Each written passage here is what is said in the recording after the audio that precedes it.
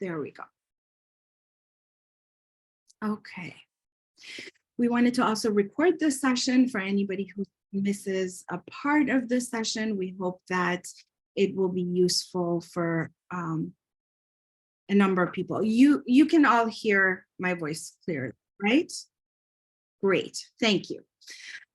So we want to welcome you to this workshop. We want to talk about suicide, a global phenomenon, and some basic assessment and first response training for you to be able to walk away from this to know what to do if somebody is suicidal. What do you say to them? How do you even know somebody is suicidal? And we will have small group and large group exercises together, and hopefully it will be something that will be helpful to you. We have an agenda where we provide you with information about suicide, suicide assessment, first response, safety planning, and we'll provide you with some resources as well as make time for question and answer. This is a 3-hour workshop that will be both in Farsi and in English. And so hopefully if some of you are stronger in one language versus another, you will be able to get as much from it as possible. There will be breaks in between, and throughout we will also have small group exercises. There are a few things that we would like to ask, if possible, from you, if you are able to. Make sure you stay on mute until you want to ask a question or anything. If there are any distractions around, we would like to ask if you could all have your cameras on so that we can actually have a valuable interaction with one another, and it's just not us speaking to ourselves, really. It would be really nice to be able to see your faces and interact as well. If you are not able to join the small group portions of the exercises, make sure that you let me know so that I eliminate you from those sections. Otherwise, you'll know when they're coming up. So those were the things I wanted to say before we introduce ourselves. I wanted to tell you what we're going to do today. And I'll turn it over to Dr. Nick Parvar as well to mention things in Farsi.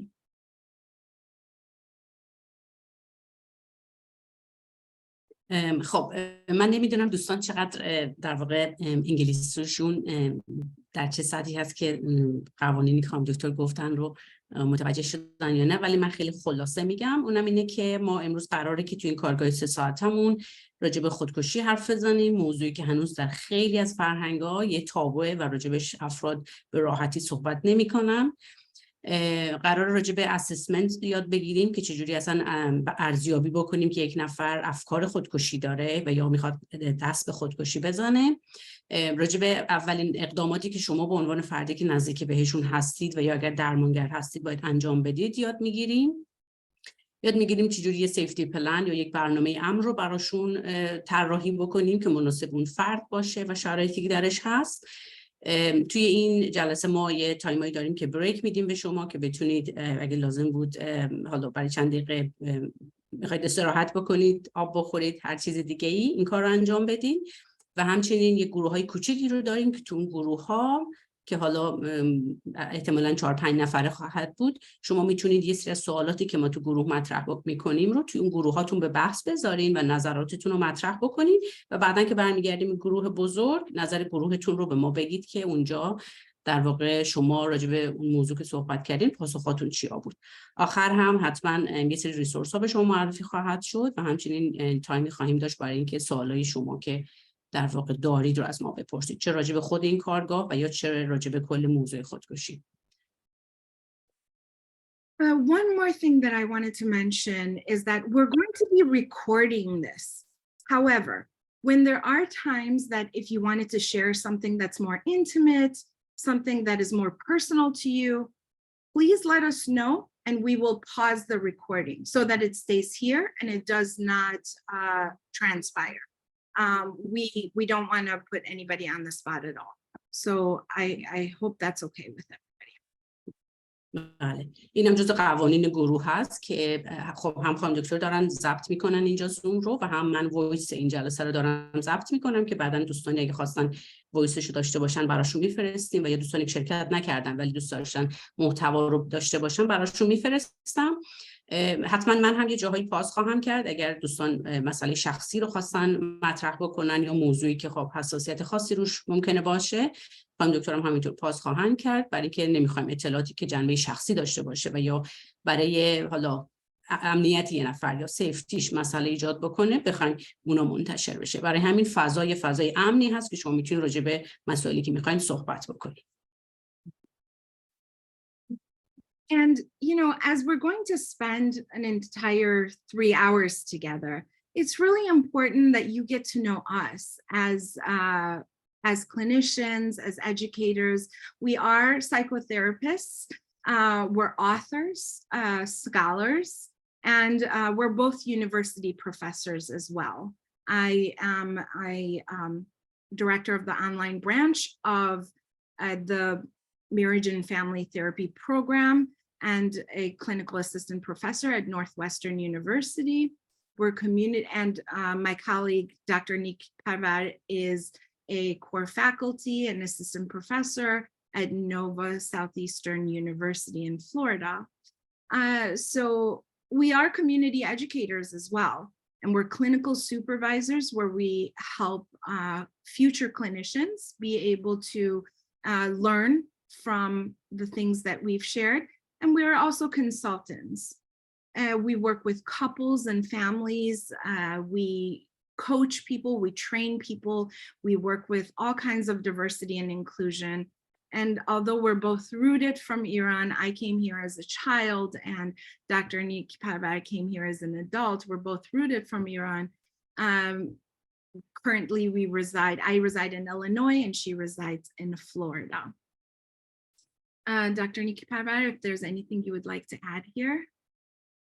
نه، فکر می‌کنم شما همش رو کاور کردین دیگه. ما توی هیت‌های مختلف کار می‌کنیم، از education در دانشگاه و سوپرویژنی که برای درمانگرا داریم تا در واقع کار ریسرچی کردن.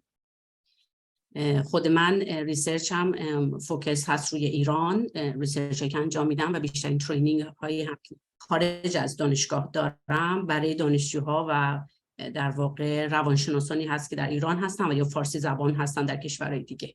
در کار بالینی و کار کلینیکال هم عمده مراجعای من ایرانی ها هستن، حالا چه در خود امریکا و چه در کشورهای دیگه ای که در واقع به دنبال درمانگر فارسی زبانی هستن که هم مهاجرت کرده باشه و این تجربه مهاجرت رو داشته باشه که چالش‌هاش آشنا باشه، همین که در واقع به دلیل فارسی صحبت کردن طبیعتاً جلسه درمان خیلی راحت تر هست براشون. اینا موضوعات است که حالا من فعلا روش فوکس دارم. Yeah, and I guess I should also mention that Dr. Nik Parvar has a PhD in couple and family therapy. My PsyD, doctorate in clinical psychology, is in clinical psychology, and my master's is in marriage and family therapy. And currently I'm a professor in the marriage and family therapy program at Northwestern. So between the two of us, we cover the entire gamut of human behavior and relationships and interactions. But our work doesn't just stop with what we do in universities. We're also very much involved in volunteering to help the Iranian community and the cause. So Dr. Nik Parvar, if you want to briefly mention some of the things that you've done in your workshops. حالا این یه سری تصاویر خانم دکتر از پیج اینستاگرام من برداشتن. Telegram. من از 2 سال پیش تقریبا شروع کردم دوره‌های آموزشی رو برای عموما تمرکز من روی ترین کردن درمانگرا هستش. دلیلش هم اینه که هم در ایران من ترینینگ گرفتم هم در امریکا و همیشه یکی از آرزوها و هدفهای من این بوده که اون چیزی که من اینجا میگیرم که در واقع اطلاعات بروزتر و دسترسی به منابع دست اول هست رو بتونم به دانشجوهای ایرانی و درمانگرای اونجا منتقل بکنم. حالا اینا یه تصاویر مختصری هست از کارگاهایی که من میذارم و در واقع امیدوارم که روز به روزم درمانگرای بیشتری رو بتونیم ترین بکنیم که بتونن برای در واقع مردممون تو ایران هم کارهای با کیفیتی رو ارائه بدن. Yeah. And although I am also a clinical supervisor and I train the therapist, my focus has not been within the Iranian population for several reasons. One, in the state of Illinois, it's not like California or Canada or some other places in Europe where there's a huge, large population of Iranians. So after moving here when I was 10 years old, I have really assimilated to the culture to a point where there was nothing that I had really contributed for the Iranian cause. And since September, a whole lot of old trauma, immigration trauma, ambiguous loss that you'll learn about today has resurfaced for me. And it has really pushed me to spend every single day that I have trying to contribute in some way, hence this workshop as well, to try to write for different magazines about the focus on Iran and trying to get the attention of larger organizations such as the American Psychological Association to a call for action and for them to do something. Some of you who follow me on Instagram are familiar with some of these articles that I have written, and I have written so much more that I'm trying to find homes for. And this work will continue for me until the state of Iran is in a more stable place. We thought it was very important that you get to know us before we go into the workshop. You know who we are and what we do, that the information that you're receiving is actually coming from two individuals whose life work is around mental health and contributing in some way to the profession and to the Iranian community.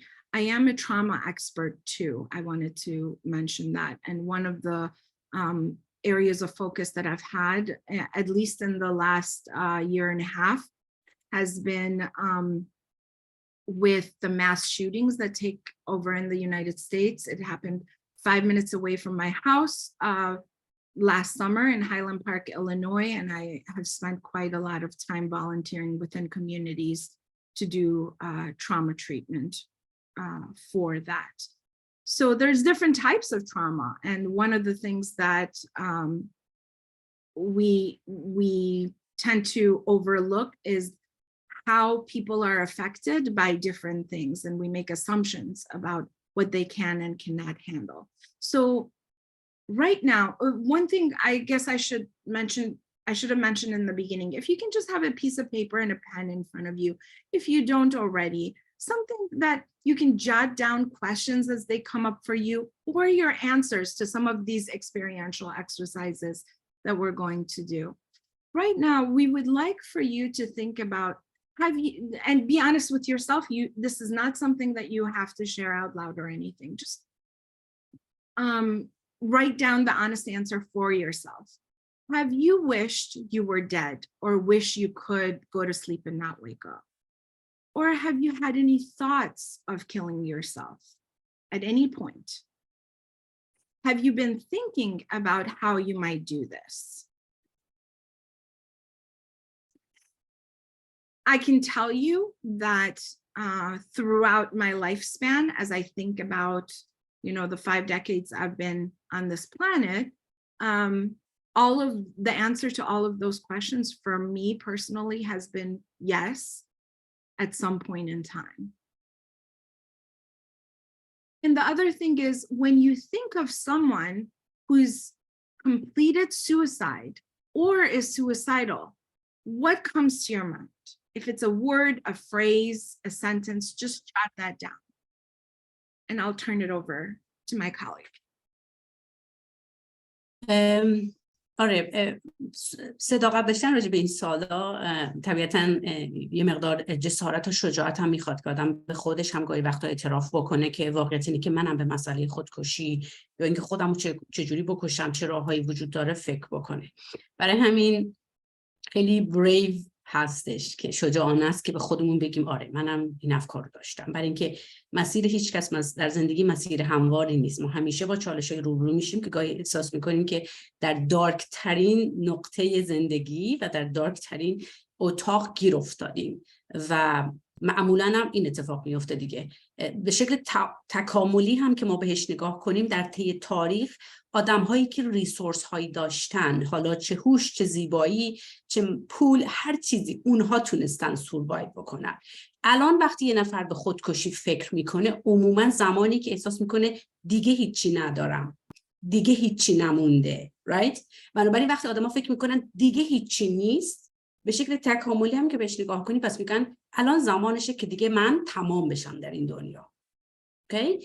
so الان ما به خودمون میگیم که آیا منم این فکر رو داشتم؟ آیا من براش پلنی کردم؟ آیا به راههای خاصی فکر کردم یا نه؟ و از اونجایی که مسیر زندگی گاهی وقتا ما رو در اون بنبست قرار میده، احتمال زیاد بهش فکر کردیم.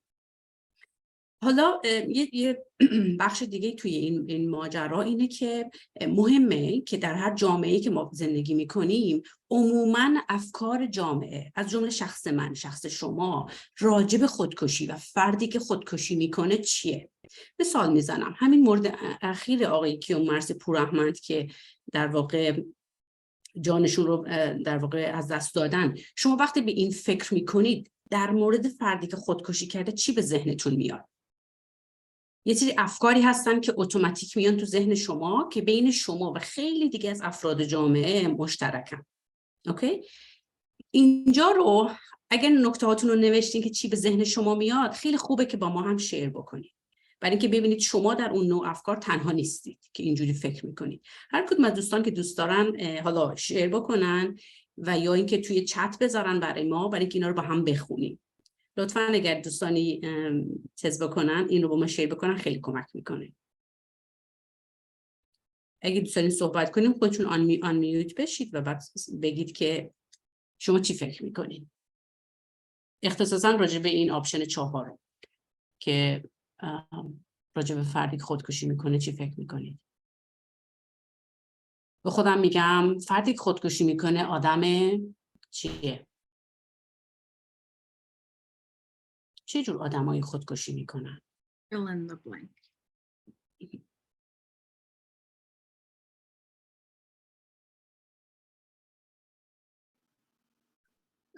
I can share. Sure. Yeah, please. So I think it's just what comes to my mind first is just a feeling of absolute hopelessness. بنابراین بی امید بودن. هیچ راهی نیست، no way out.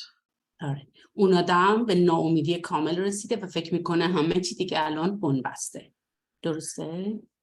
مرسی. اوکی. شما نوشتین که فکر میکنم اون آدم دچار درد و رنج زیادی هستن که نمیتونن کنترل بکنن. بله این هم هست. دیگه چی؟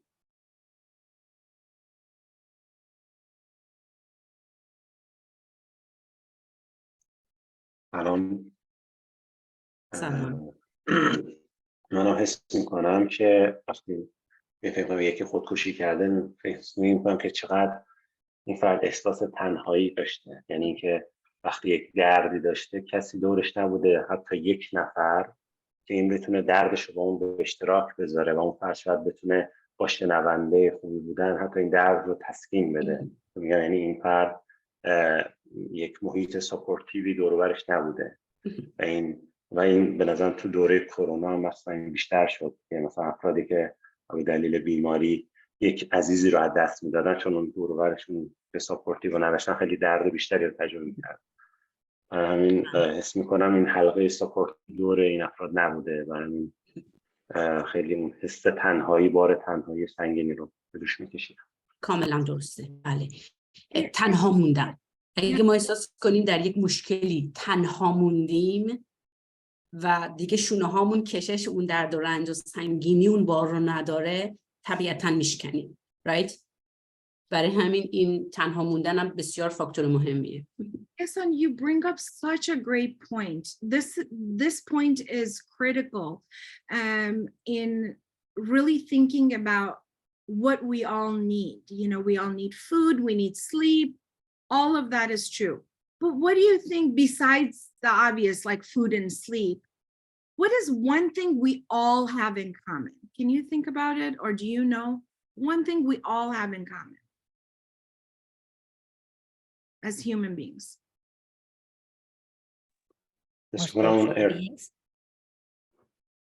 ارتباط انسانی که هممون بهش نیاز داریم. Connection. Yes, Shahana, what were you going to say? Sorry, I was just going to say social beings, or we like Exactly we're right. social beings. You're both absolutely right about this. It's a sense of belonging. We all need to belong. That's what everybody has in common. Even the ones who turn exactly in the other direction of belonging, and it looks like they're being destructive toward others or themselves. It's because that's the only way they know how to belong. So that's the one thing we have in common, just as much as we need food and sleep and the very basic things. We cannot overstep in that. I've noticed myself becoming very discouraged with social interactions and not really wanting to socialize with people. Yet I notice myself still connecting with people on Instagram. So I can say that I don't want social interactions. I don't want to be around people. I don't care if I belong or not. Then how come I'm constantly trying to connect with people on Instagram? It's still the same thing. We can't help it. It's food for our soul. و گاهی وقت هم این ساپورت رو وقتی ما نتونیم در یه فضای امن رابطه انسانی پیدا بکنیم، به چیزای دیگه پناه میبریم. یعنی به یه حیوان خونگی پناه میبریم، حتی گاهی وقتا به یه سری از اشیا و ابزارهایی که تو خونمون داریم پناه میبریم و اونا میشن متعلقات ما که ما بسیار بهشون به لحاظ روانی ارتباط داریم. گاهی وقتا آدمام نیستن، اشیا هم نیستن، ولی بعضی مفاهیمن که برای ما موضوعی میشن که باهاش کانکت باشیم. ما آدم‌ها با کانکشن زنده ایم و این اگر نباشه در بهترین شرایطش که میشه یک رابطه انسانی سالم، ما به چیزای دیگه پناه خواهیم برد. بقیه چیزا هم میتونن تا حدودی یه حسی به ما بدن از کانکشن، ولی اصلا نمیتونن به مدل کانکشن بین انسان با انسان باشن. اون قدرت رو ندارن.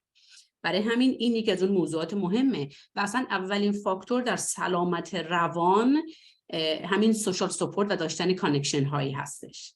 ریسرچ ها نشون میدن که خیلی وقتا توی فرهنگ هایی که حالا توی امریکا یه تحقیق انجام دادن که خیلی وقتا بیمارانی که در بیمارستان روانی بستری میشن، اونهایی که متعلق به اون در واقع کالچرهایی هستن که بیشتر جمعگرا هستن و خانواده میاد دنبالشون و دوست و اینا میان بیمارستان بهشون سر میزنن و هواشون رو دارن و مدام بهشون زنگ میزنن، وقتی دارن ترخیص میشن میان دنبالشون میبرن خونه، یه مدت ازشون مراقبت میکنن، در واقع ریلپس بیماریشون و یا شدتش بسیار کمتر از افرادی که خودش زنگ میزنه منو بستری کنین که دارم مثلا شرایط روانی مساعدی ندارم و بعدش هم تمام مدت خودش اونجاست تنها و مکسیموم به هر حال پرستار و پزشکش اونو همراهی میکنن و بعدش هم خودش وقتی بگن ترخیصی پا میشه ساکشو برمیداره میاد خونه.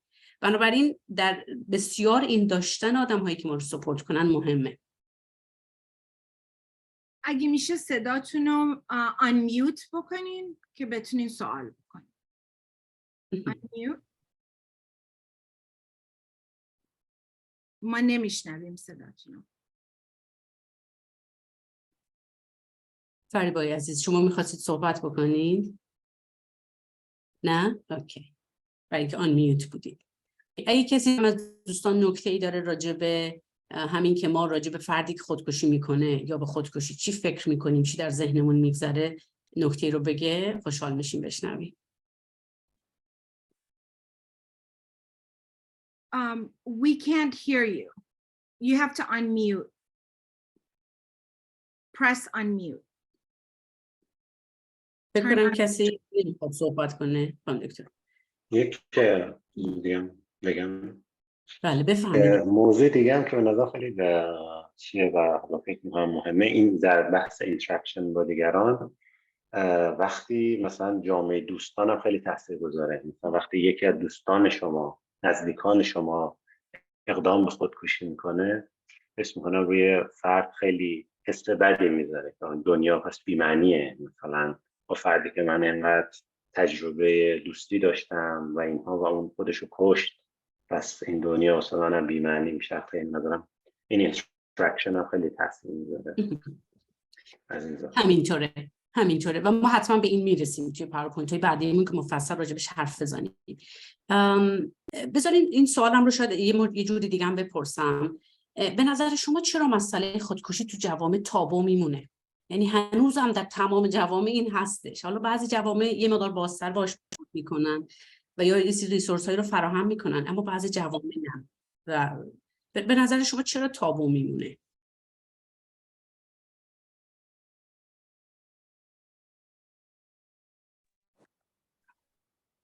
کسی از بخواد شیر بکنه نظرشونو؟ من میتونم صحبت کنم حالا؟ بله. صدام میرسه؟ ببخشید راجع به قبلی که شما فرمودین تنهایی و اینا، میخواستم بگم که در آدمای مختلف فرق میکنه، بستگی به افکار آدم داره.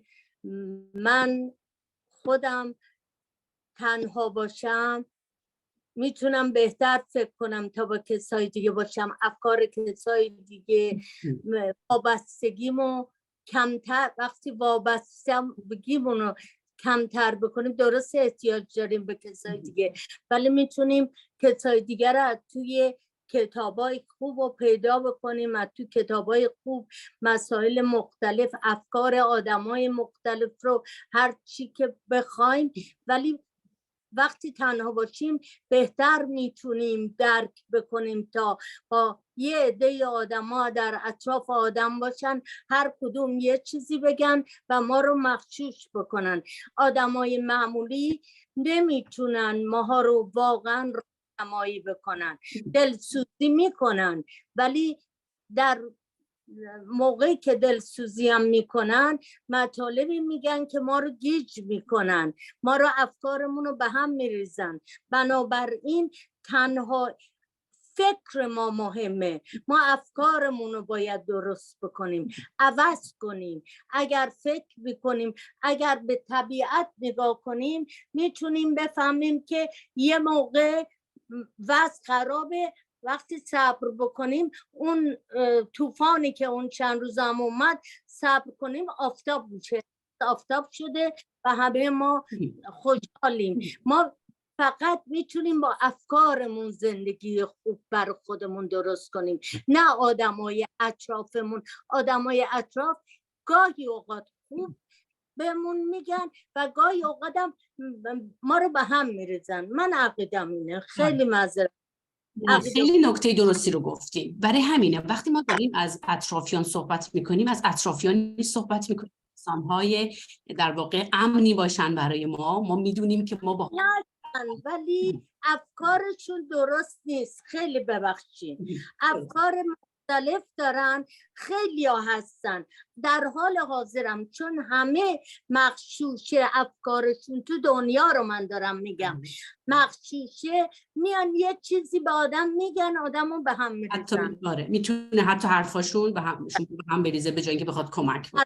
همیشه one of the reasons why we're here today is to know what to say and how to help, rather than try to say things that we think will be helpful but are not. So that's the goal of it. من یه این صحبتم تکمیل کنم. دوستان، در جوامع مختلف مسئله خودکشی تابو میمونه و آدما راجع بهش در واقع راهکارهای مناسب رو نمیدونن و باهاش برخوردهای گاهی وقتا درستی ندارن. به این دلیل که مسئله خودکشی توی اکثریت جوامع با احساس گناه، اصلا خودکشی رو گناه دونستن. آدمی که خودکشی میکنه میره جهنم. آدمی که خودکشی میکنه احتمالاً آدم ضعیفی بوده، احتمالاً نخواسته آپشنای دیگر رو امتحان بکنه، خیلی حل مسئله قوی نداشته، شاید خیلی باهوش نبوده، حتی شاید خودخواه بوده. میدونین لیبلایی از این قبیل وقتی جامعه به فردی که خودکشی کرده میزنه، باعث میشه که اون فردی که افکار خودکشی داره و به این موضوع فکر میکنه احساس شرم بکنه از اینکه بخواد بیاد اوپن اپ بکنه و به شما بگه که در روانش چی داره میگذره و با چه شرایطی روبروه. و خود همین حرف نزدن ها موضوع رو در یک لایه‌هایی از در واقع ambiguity و یا secretive نگه میداره و باعث میشه که همیشه آدما بگن حرف نزن، اگه حال من بد بود نرم به کسی بگم. میدونین چون این رو با شیم، با ضعیف بودن، با بد بودن و گناه همراه میکنن، بنابراین آدما نمیان راجع بهش حرف بزنن.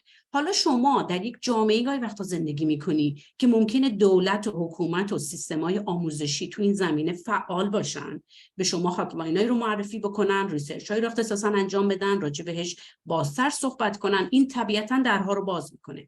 ولی در جامعه ما که اینها رو نداریم، متاسفانه در ایران، طبیعتاً مسئله بیشتر همراه با شیم هست که آدم‌ها راجبش حرف بزنن.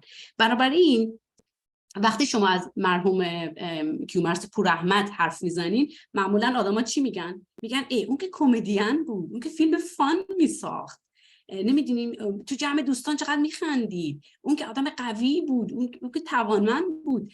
انگار که اون آدمی که قراره که خودکشی بکنه، کلا ما فکر میکنیم اون آدم ضعیف است، اون آدمی که هیچی نداره است، اون آدمی که ریسورسی نداره است، در حالی که اینطور نیست. حالا راجع به این با هم بیشتر صحبت میکنیم، ولی میخوام بگم که مایندست تک تک ماها در اینکه راجع به خودکشی و آدمی خودکشی میکنه چیه، میتونه در اطرافیان ما آدمایی که افکار خودکشی داشته باشن تاثیر بذاره و اگه این افکار رو داشتن نیان به ما بگن و ما وقتی متوجه بشیم که کار از کار گذشته. اوکی؟ بفرمایید خانم دکتر. That's right. Thank you so much for explaining that so well. You know, one of the things that we want to kind of highlight in the next 3 slides for you is actually bringing to light how common suicide is, unfortunately, but it's the reality of it. Many of us may be very surprised by the general suicide statistics that exist. But in reality, if you can see the WHO resource on the right, you can see that although you know, many countries like Iran do not have correct statistics on suicide, and there are many countries like Iran that exist, there is a trend in suicide, which is, as you can see, men complete suicide a lot more than women do. Women tend to attempt suicide more, but men complete it more often. More than 700,000 people die by suicide every year, and that's only the statistics that we have. So multiply that by tenfold, and because you know, this culture of shame that we're talking about keeps people from being able to actually give proper statistics.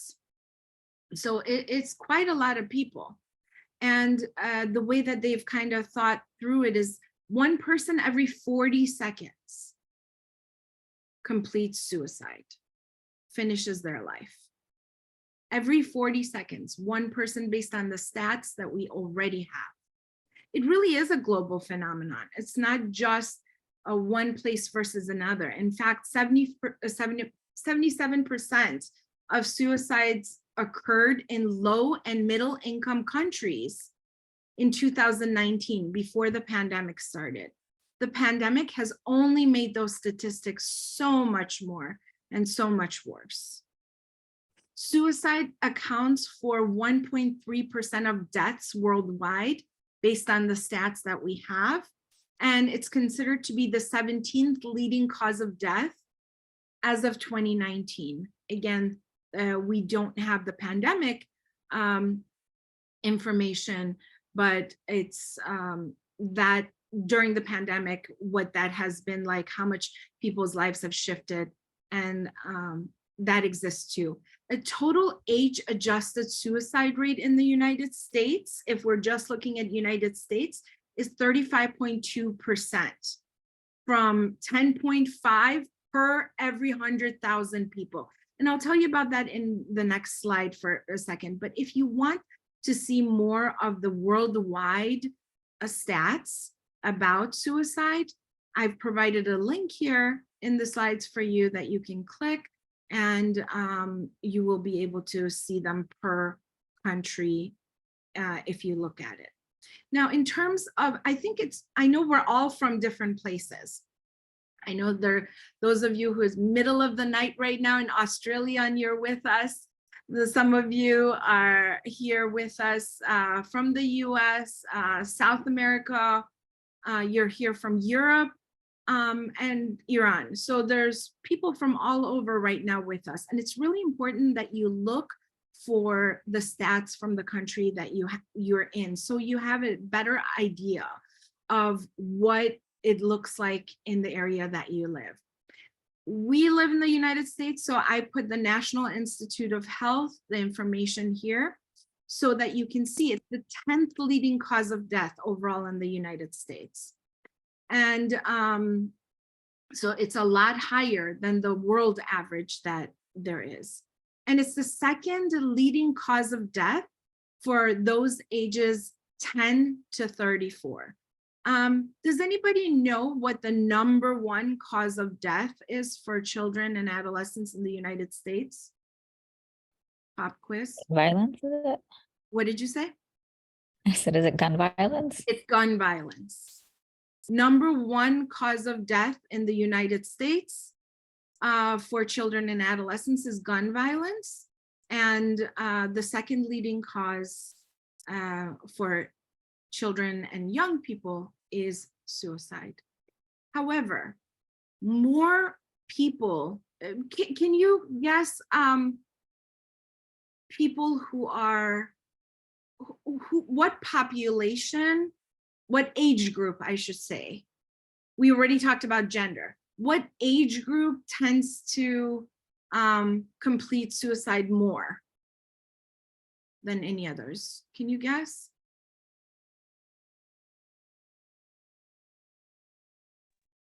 Geriatric. That's right. Amy is right. It is in the older population that suicide is most common. Hence the example of Kumar's that you had mentioned, Fatima. He was 72 years old, if I'm not mistaken. So it's important for you to know what the data is for the countries that you live in. We just wanted to kind of tell you about the United States and encourage you to look up those in your countries. Now, I'm going to turn it over to Dr. Nikki Pavar to talk about suicide in Iran specifically, and any other information about worldwide that she wants to share. این یعنی این که از تایمی که ما ورکشاپمون رو شروع کردیم 40 دقیقه قبل تا الان یه چیز حدود 50 خورده آدم خودشون کشتن تو این دنیا. اوکی. بنابراین مسئله خیلی فراگیرتر از اون چیزیه که ما در واقع حالا شخص ماها رو نمیگم کلا در جامعه بخوایم اینو نادیده بگیریم یا فکر کنیم برای دیگرانه. نه، تک تک عزیزان ما که دور و بر ما هستن میتونن در خطر خودکشی باشن. در مورد ایران ما اطلاعات دقیقی نداریم، برای اینکه معمولا اطلاعات راجع به این مسئله چه تحقیقات دانشگاهی که انجام میشه در واقع عموما اجازه این که بخوان تحقیقات خیلی سیستماتیک و مفصلی رو در جامعه انجام بدن توی این مسئله عموما اجازه نمیدن در قشر دانشگاهی که انجام بده، مگر اینکه توسط خود دولت انجام بشه و یا از طریق بیمارستان ها، اورژانس ها و یا قوه قضاییه و سیستم‌های شبیه به اون که در جریان در واقع به اصطلاح خودمون علت فوت رو صادر میکنن و پرونده‌های شبیه به اون دارن، اطلاعات دست اون هاست و معمولا هم اجازه این که اینها به شکل جنرال پابلیش بشه و آدم‌ها همه در جریان باشن که قصه چیه اجازه داده نمیشه.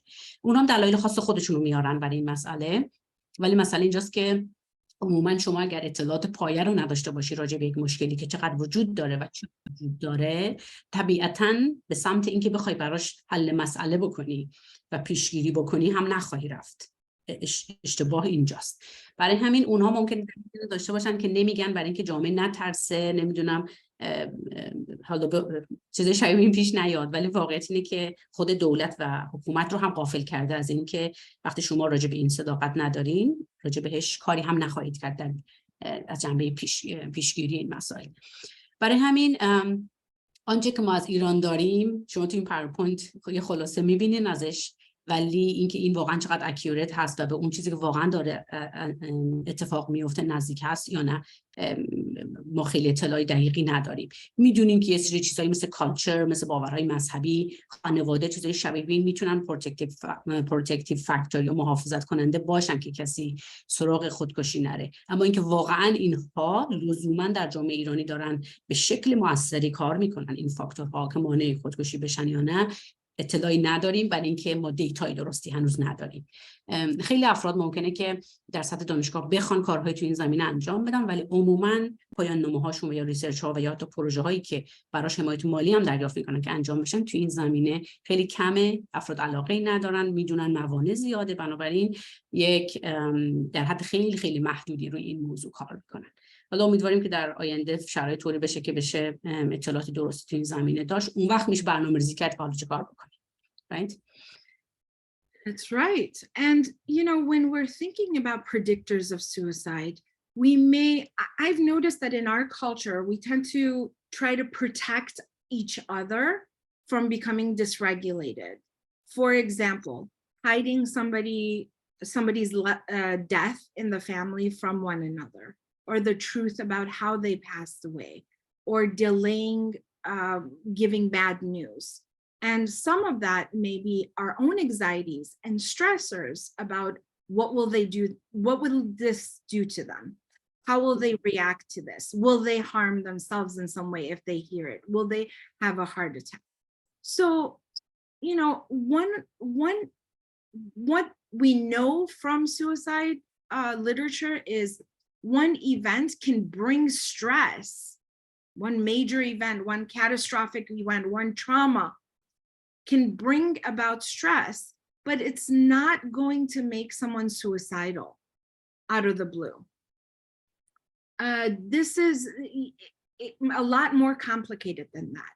It's about a combination of biological, psychological, and environmental and other factors that render people vulnerable to suicide.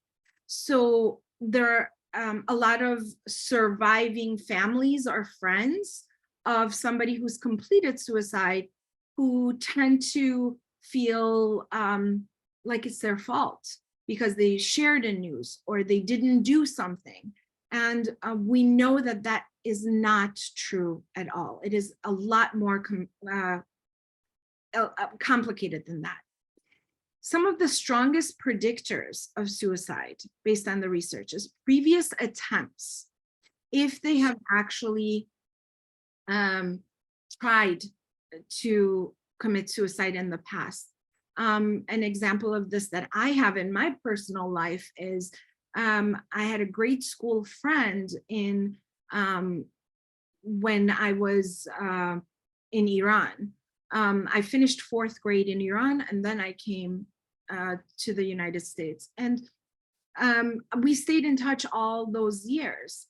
Now, when the 2009 1388 protests started, she was one of the protesters, and you know she got in trouble pretty much by the law.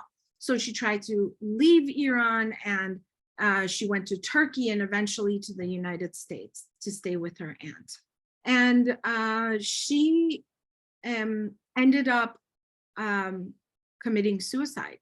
She ended her life by suicide when things were fine, when she was finally safe, a year after she had reached the United States. And when her aunt was trying to figure out, like, did she have any of these issues before? She found out from her sister, who was my friend's mother, that yes, she had tried to commit suicide in the past. She had attempted it unsuccessfully, and she was hospitalized once as well. And the aunt was very upset that nobody had ever told her, because she knew that it's important to know that previous attempts are strongest predictors of completing suicide. They're coming very slowly. I'm sorry about that. Also comorbidity with substance use or misuse or any other kinds of mood disorders. Any single diagnosis of, for example, eating disorders is also a predictor here. Severity of mental illness is also true, but in addition to any of those things that we're talking about, psychological vulnerabilities is a huge one. And I put that in red because you will hear more about psychological vulnerabilities in the past. The genetic markers that are predictors of suicide doesn't mean that there is a gene that the person carries that makes them suicidal. That is not how it works. It is a combination of biological, psychological, and environmental that allows for certain genes to express themselves at a very particular time of life. For example, if we're talking about the zeitgeist right now, it is so important to think about all the stressors. Let's say somebody's living in the United States. They're away from their family. They can't go back to Iran right now because of the situation that is happening. And here they're raising their children that they're afraid to send to schools because gun violence in school and mass shootings is happening so much. And there's also political turmoil, racism, you name it, is happening in the United States right now. So it is not that the person has the genetic makeup for it, but certain things have expressed in this particular time that is making them more vulnerable. And then of course, demographics, as we talked about earlier. خب اگه بعضی از پاورپوینت ها انگلیسیش که خانم دکتر توضیح میدن برای شما واضح نیست، به من بگید که من اونا رو کامل با دیتیل برم، اگر نه هم که همین مرور خلاصه‌ای که باز من در ادامه صحبت خانم دکتر دارم رو خدمتتون ارائه بدم. حتما اینو در واقع اگه که چیزی قابل انگلیسیش سخت درکش حتما بگید، این تایم برای شماست. اوکی؟ بنابراین آره، چیزی که خانم دکتر دارم میگن اینه که وقتی یه نفر سابقه اقدام به خودکشی رو داره، طبیعتاً دفعه بعد عموماً این اتفاق میفته دیگه، از یک روش که به اصطلاح، حالا کلمه درستش رو نمیدونم چی استفاده کنم، ولی روشی رو استفاده میکنه که شانسش رو ببره بالا.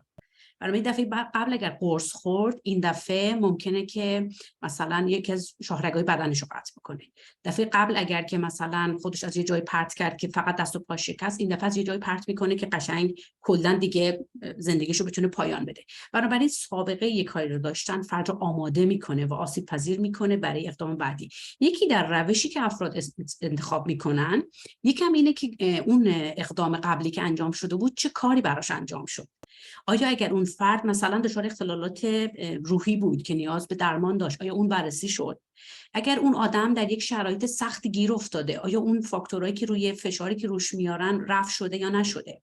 مثلا اگر فردی تو یک رابطه ابیوسیو هست و از اون ازدواج به دلایل مختلفی نمیتونه بیاد بیرون و یه بار دست به خودکشی زد و بعد بردنش معده‌شو شستشو دادن، آیا الان که دوباره برگشته توی همین خانواده، آیا این تعاملات خانواده درست شده؟ آیا این ازدواج سالمتری شده؟ یا اینکه نه، همچنان اوضاع آشفته و ناسالمه؟ بنابراین این بار وقتی فاکتورهای محیطی و یا مسائلی که وجود داشته ترمیم نشده یا رفع نشده، طبیعتاً این دفعه فردی کاری میکنه که دیگه زندگیش تمام بشه. پس بنابراین همه اینها هستش. افرادی که سوء مصرف مواد دارن یا الکل، اینا بسیار در خطر این در واقع خودکشی هستن. دلیلش هم اینه که اختلالات مثل حالا مصرف مواد و یا الکل میتونن افراد رو در واقع از یه جایی میان که یکی از ویژگی‌های شخصیتی این افراد ممکنه تکانشی باشه. بنابراین اینا رو خیلی مستعد این خودکشی میکنه. به علاوه اینکه خود مصرف مواد و یا الکل دینامیکی که در خانواده، کار این آدم، روابطش با همسرش، بچه‌هاش همه ایجاد میکنه، یک عالمه فشار ایجاد میکنه و فضای ناسالم که فرد رو ممکنه به این سمت در واقع سوق بده. اختلال شخصیت بوردرلاین، باز مسئله تکانشی بودن رو در مورد این افراد داریم. میدونم اینا کلمات تخصصیه و شما از ممکنه باش آشنا نباشین، ولی میخوام که صرفاً الان به گوشتون آشنا باشه که اگر یک از عزیزانتون با این تشخیص ها در واقع میدونستید که براشون وجود داره، این رو در نظر بگیریم که احتمال اینکه یا ریسک خودکشی تو این افراد بالاتر از بقیه جامعه هستش.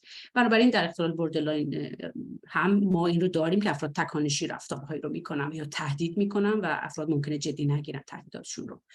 وقتی در مورد شدت بیماری ها، گاهی وقتا شما یه فردی رو داریم با مشکل افسردگی یا اختلالات خلقی، ولی خیلی این در واقع زمانی که حالش خیلی بد شده به اصطلاح یا خیلی شرایط سختی داره، این میزان افت و خیزهای روحی روانیش خیلی مهمه. هرچی این افت و خیزها زیادتر باشن، فرد رو بیشتر مستعد این میکنن که اون فرد به زندگی خودش پایان بده. تا اینکه یه نفر ممکنه افسردگی حالت ویو داشته باشه، میدونی خیلی دیپ نمیشه.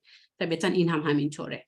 مشخصات ژنتیکی هم که خانم دکتر گفتن، گاهی وقتا شما ممکنه که به اصطلاح از سمت خانواده‌تون، چون بخشی از مسائل خلقیمون رو ما به ارث میبریم، بنابراین ممکنه که شما این آسیب پذیری رو داشته باشین که در فامیلی شما در واقع افسردگی نسل به نسل داره ادامه پیدا میکنه و افراد افسرده میشن.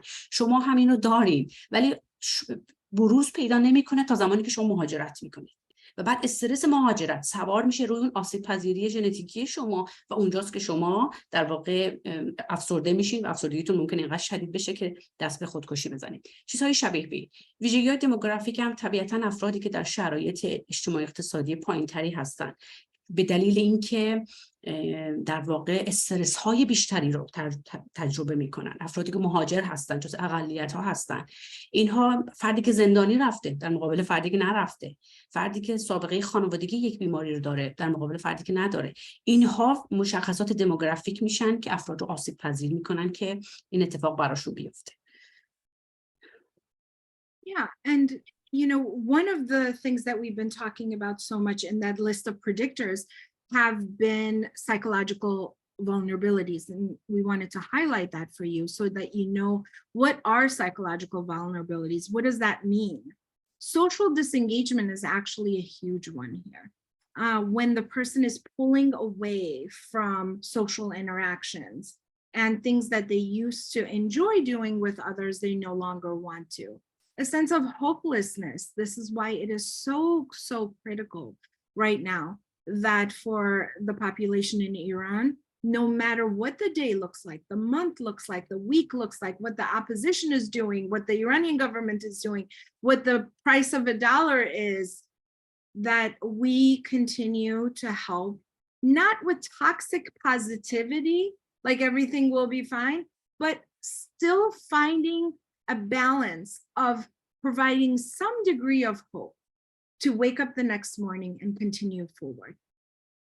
Anxiety, depressive symptoms, these are things that have actually been symptoms in all of our bodies because of so many things, that whether it's transgenerationally or because of migration or because of growing up during the war or living through the Iran-Iraq war, whatever it may be, we carry a whole lot of those, so those can express during these times of stress. And also impulsivity. People who tend to be more impulsive tend to, they have a higher probability of completing a suicide. So if somebody has ADHD, for example, or they don't learn to pause, people who cannot pause and speak about what they need to, those things are, it's important to know those kind of things about a person.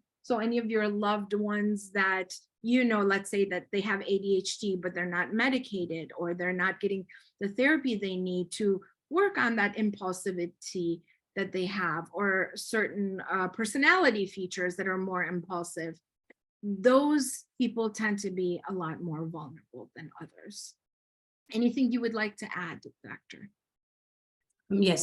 یه جایی هم که این تکانشی بودن خودشون نشون میده تو تنظیم خلقه. آدمایی که یهو عصبانی میشن، یهو از کوره در میره، یهو داد میزنه، یهو یه چیز رو پرت میکنه و به خصوص این آدما ممکنه حتی از مدلی باشن، ممکنه نباشن که سریع بعدش میگن او معذرت میخوام، منظوری نداشتم، یا سعی میکنن میدونین ریپیر کنن اون خرابکاریشون رو. چه این کار بکنن چه نکنن، اینا یک رفتارای تکانشیه، یعنی در لحظه اتفاق میفته.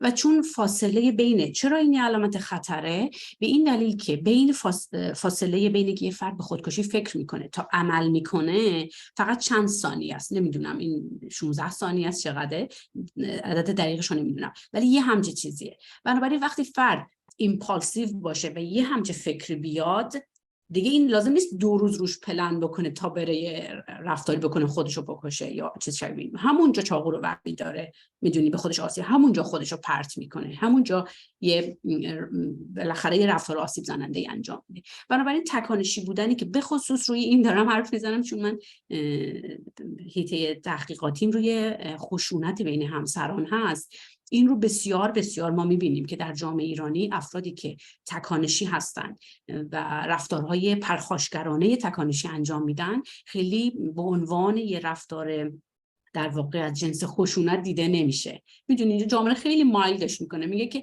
حالا این عصبیه، حالا مثلا یه چیزی گفت، حالا منظوری نداشت، میدونید حالا روز بعدی داشت. نه، این رفتارهای تکانشی که آدم انجام میدن در قالب پرخاشگری، یه زمانی هم پرخاشگری به شماست، یه بار هم پرخاشگری به خودشونه. میدونید ممکنه فکر کنه دیگه باید زندگی خودشو تمام کنه چون بالاخره شرایط سختیه. برای همین تکانشی بودن هم اگر در اطرافیانتون میبینید و یا این رو مشاهده کردین، حتما بهش دقت بکنید که میتونه خطر رو ببره بالاتر. من دارم یه چیزایی یاد میگیرم. تکانشی کلمش یعنی impulsivity به انگلیسی.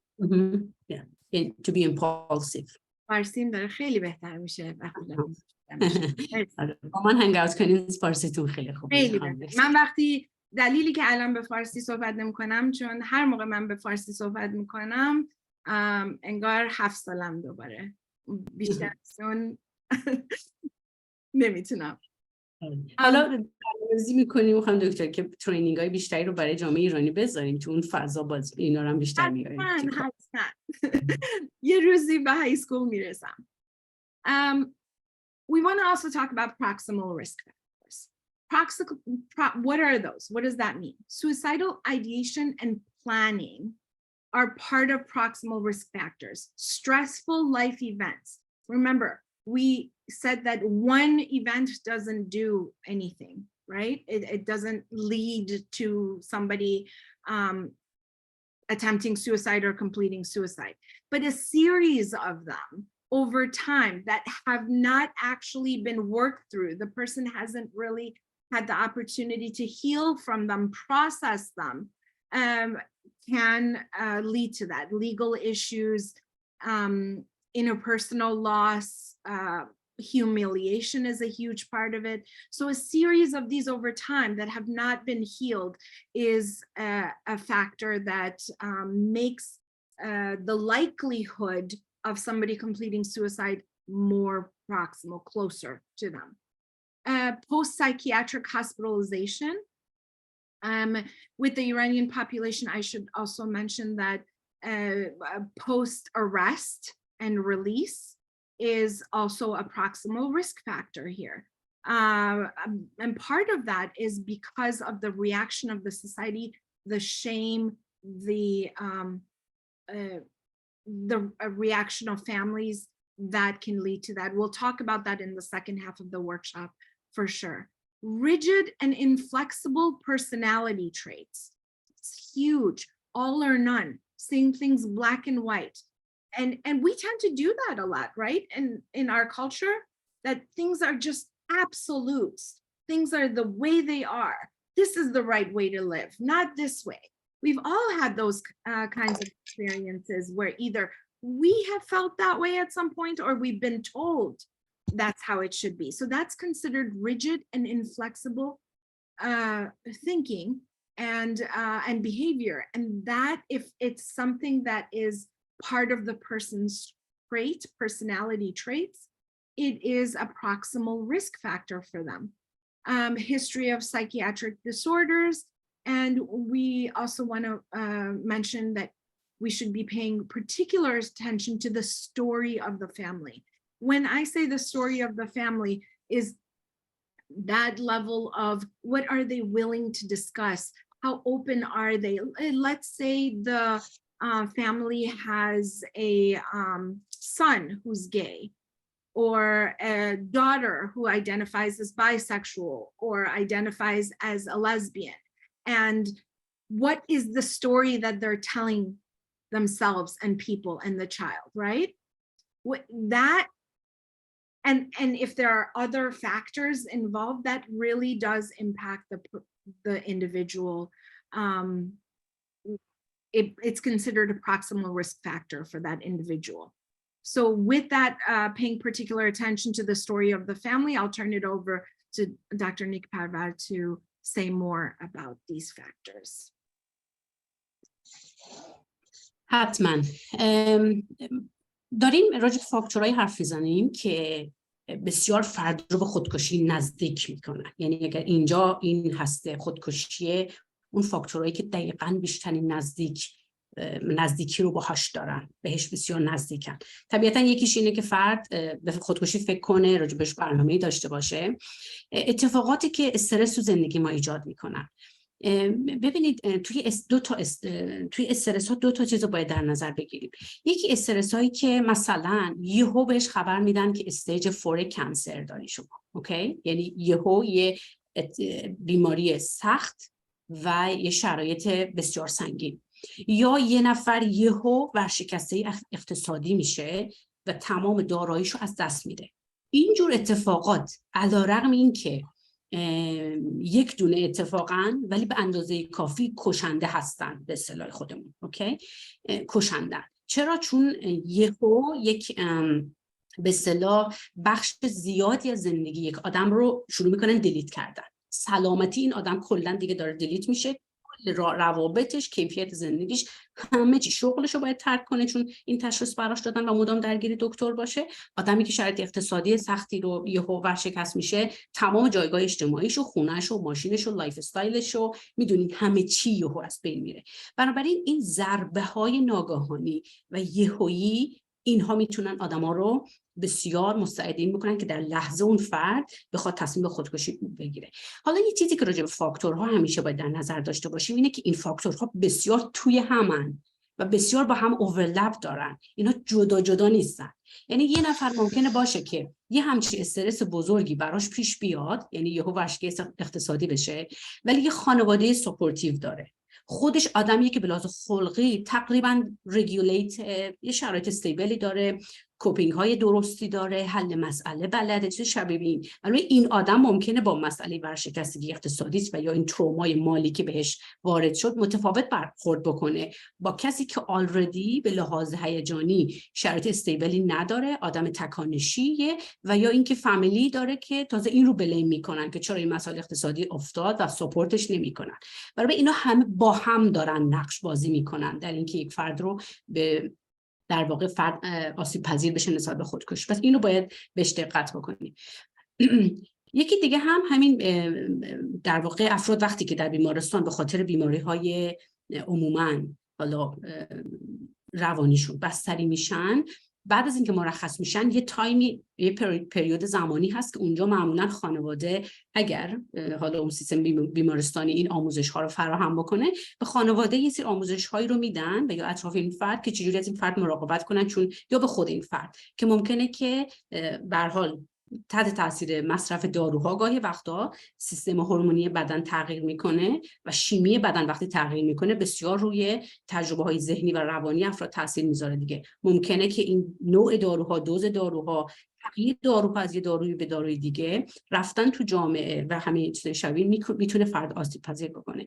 طبیعتاً موضوعاتی مثل بازداشت شدن، زندان رفتن، اینها که بسیار در سطح بالاتر و شدیدتری میتونه فرد آسیب پذیر بکنه. از احساس گناهی که فرد ممکنه تجربه کنه بعد از بیرون اومدن، از حتی شرمی که ممکنه تجربه کنه، ممکنه اصلا نوع رفتاری که باهاش شده بسیار اون رو تحقیر کرده باشه و آسیب پذیر باشه فرد. اینها رو باید در نظر گرفت طبیعتاً. و حالا چیزی که خیلی خیلی مهمه همین ویژگی‌های شخصیتی هر فردیه. یعنی که جدای از این که از بیرون به من چیزهایی رو، تجربه‌های استرسایی رو برای من ایجاد میشه، خود من، فاندیشن من یا اونی که من هستم، اینها چه شکلی هستن که بتونن در اینتراکشن با فاکتورهای بیرونی اینا بتونن منجر به تصمیم من برای خودکشی بشن یا نه. و معمولا اگر ما مدل ذهنی و روانیمون و مایندستمون راجع به اتفاقات، آدم‌ها، نقش‌ها، درست و غلط، هر چیز دیگه خیلی انعطاف ناپذیر باشه و حاضر به گاهی وقتا نگوشیت کردن با زندگی نباشیم یا با اتفاقات زندگی نباشیم و بخوایم توی جایگاه خودمون وایسیم و بگیم همینه که هست، خب اونجاست که ما بسیار آسیب میبینیم. این شعار روانشناسی زرد که میگه گیواب نکن، برو تو میتونی، بسیار شعار خطرناکیه، چون آدم ها فکر میکنن هنوزم باید بره، نباید کوتاه بیاد، نباید یه مقدار فلکسیبیلیتی داشته باشه، این نباید به خودش وقت بده، این چیز شبیه. برای این آدم رو بسیار مستعد آسیب میکنه.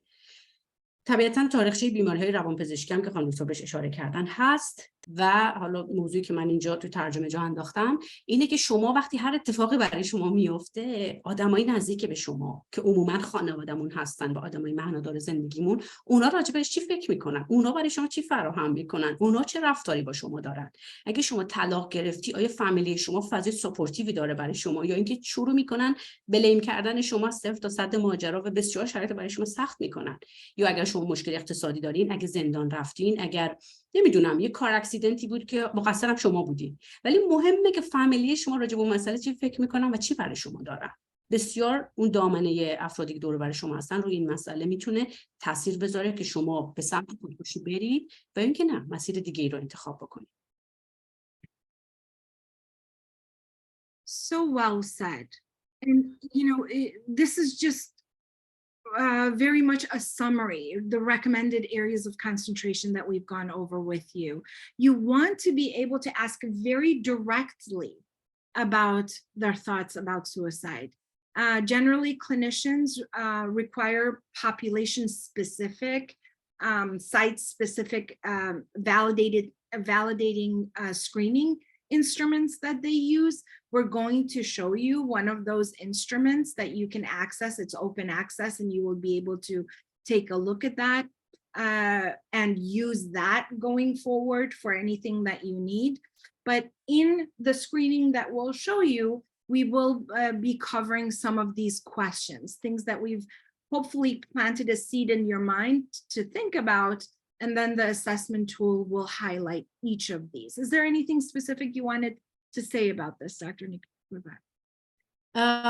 فقط یه نکته، اونم اینه که وقتی ما داریم راجع به ارزیابی کردن یه فرد در مورد خودکشی صحبت میکنیم، خیلی چیزها رو باید در نظر بگیریم برای اینکه بر اساس اون ببینیم که آیا شدت این افکار و یا برنامه‌ای که این فرد داره، به قول خودمون میزان، میگم باز به خاطر اینکه کلمه بهتری ندارم، میزان جدی بودن فرد در انجام اون کار چقدر مهمه که اینو داشته باشیم که آیا این مایده یه چیزی مادریته یا نه اینکه شرایط خیلی در واقع سخته دیگه. الان میدونین وقتی شما این ارزیابی رو داشته باشین، نوع مداخلاتی که لازمه انجام بدین و کاری که قرار انجام بدین فرق میکنه.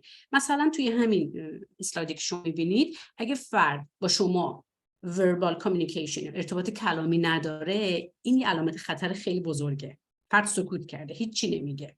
یا اگر مدلی که میخواد خودشو بکشه با اسلحه هست، فرق میکنه تا با قرصه، شدتش میره بالاتر. یا اگر پلن کرده، گاهی وقتا فرد میگه نه فقط فکرشو دارم، گاهی وقتا پلن کرده، پس اینا ریسکو میبره بالاتر. یا اگر همین فرد حالا در شرایطی هم هست که به لحاظ خلقی استیبل نیست و سابقه یک سری بیماری‌های روانی رو داره و یا داره دارو مصرف میکنه یا حتی داروش رو دیگه مدتی مصرف نمیکنه، اینها میزان آسیب پذیری فرد میبره بالاتر.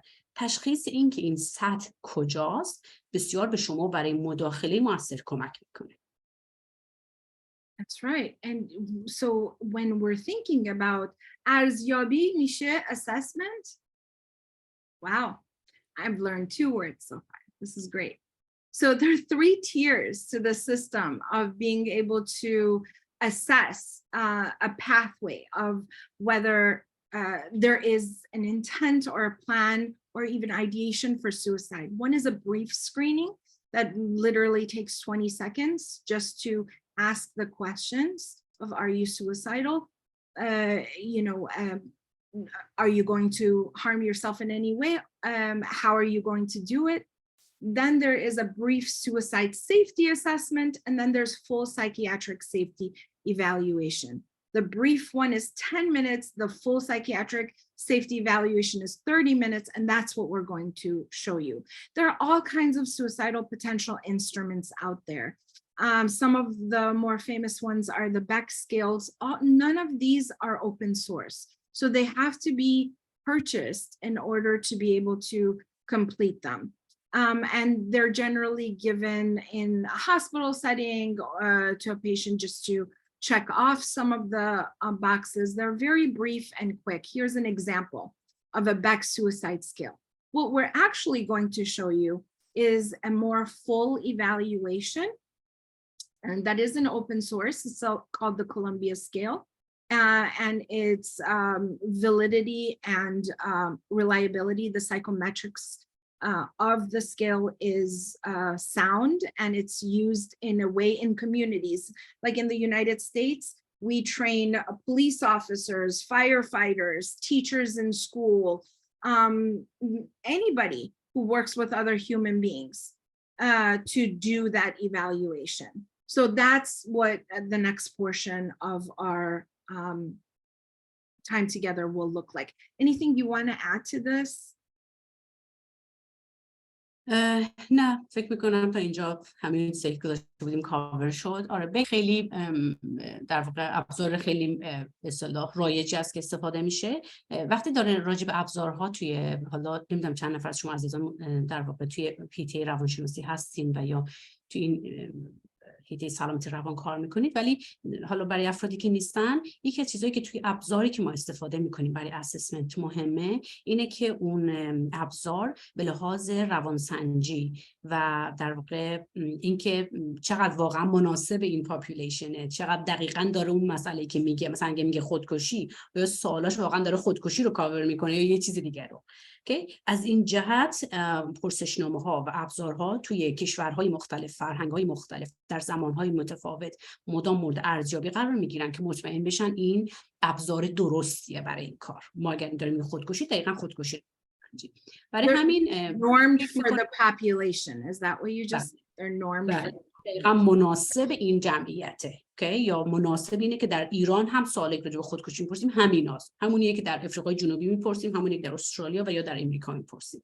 اینا مهمه که در واقع اون ارزش آماریشون در که مطمئن بشیم اونو میسنجه. از این جهت حالا بک و یا کلمبیا اسکیلی که می‌خوایم راجع بهش صحبت بکنیم، ابزار ارزشمندی ان و به قول خودمون امتحانشون رو پس دادن. That's right. So what's going to happen is we're going to take a 10-minute break so you can stretch, get some coffee, get some tea, stretch a little bit and come back. Exactly 10 minutes. What we're going to do is we're going to introduce you to the Columbia scale. And we're going to walk you through what each of the questions on the Columbia scale will be. We'll pause for questions in 2 different places.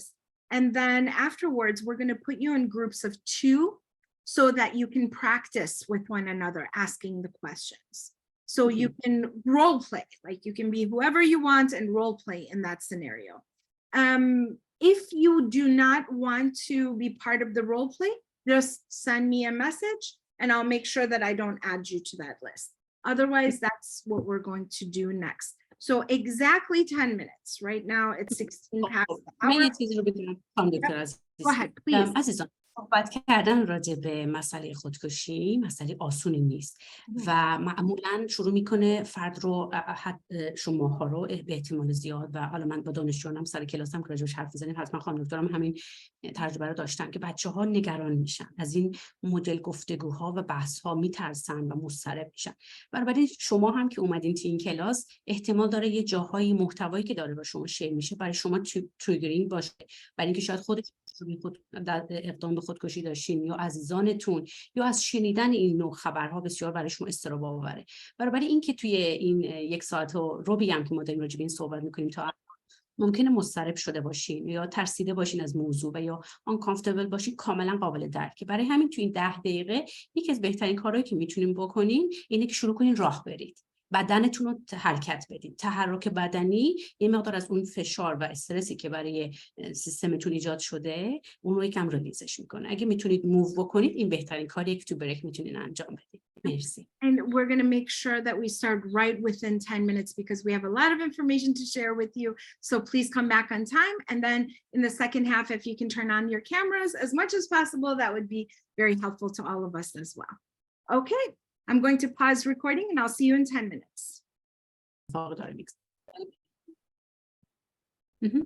I noticed that I had paused recording and I didn't press record again after the break. So I just pressed it now.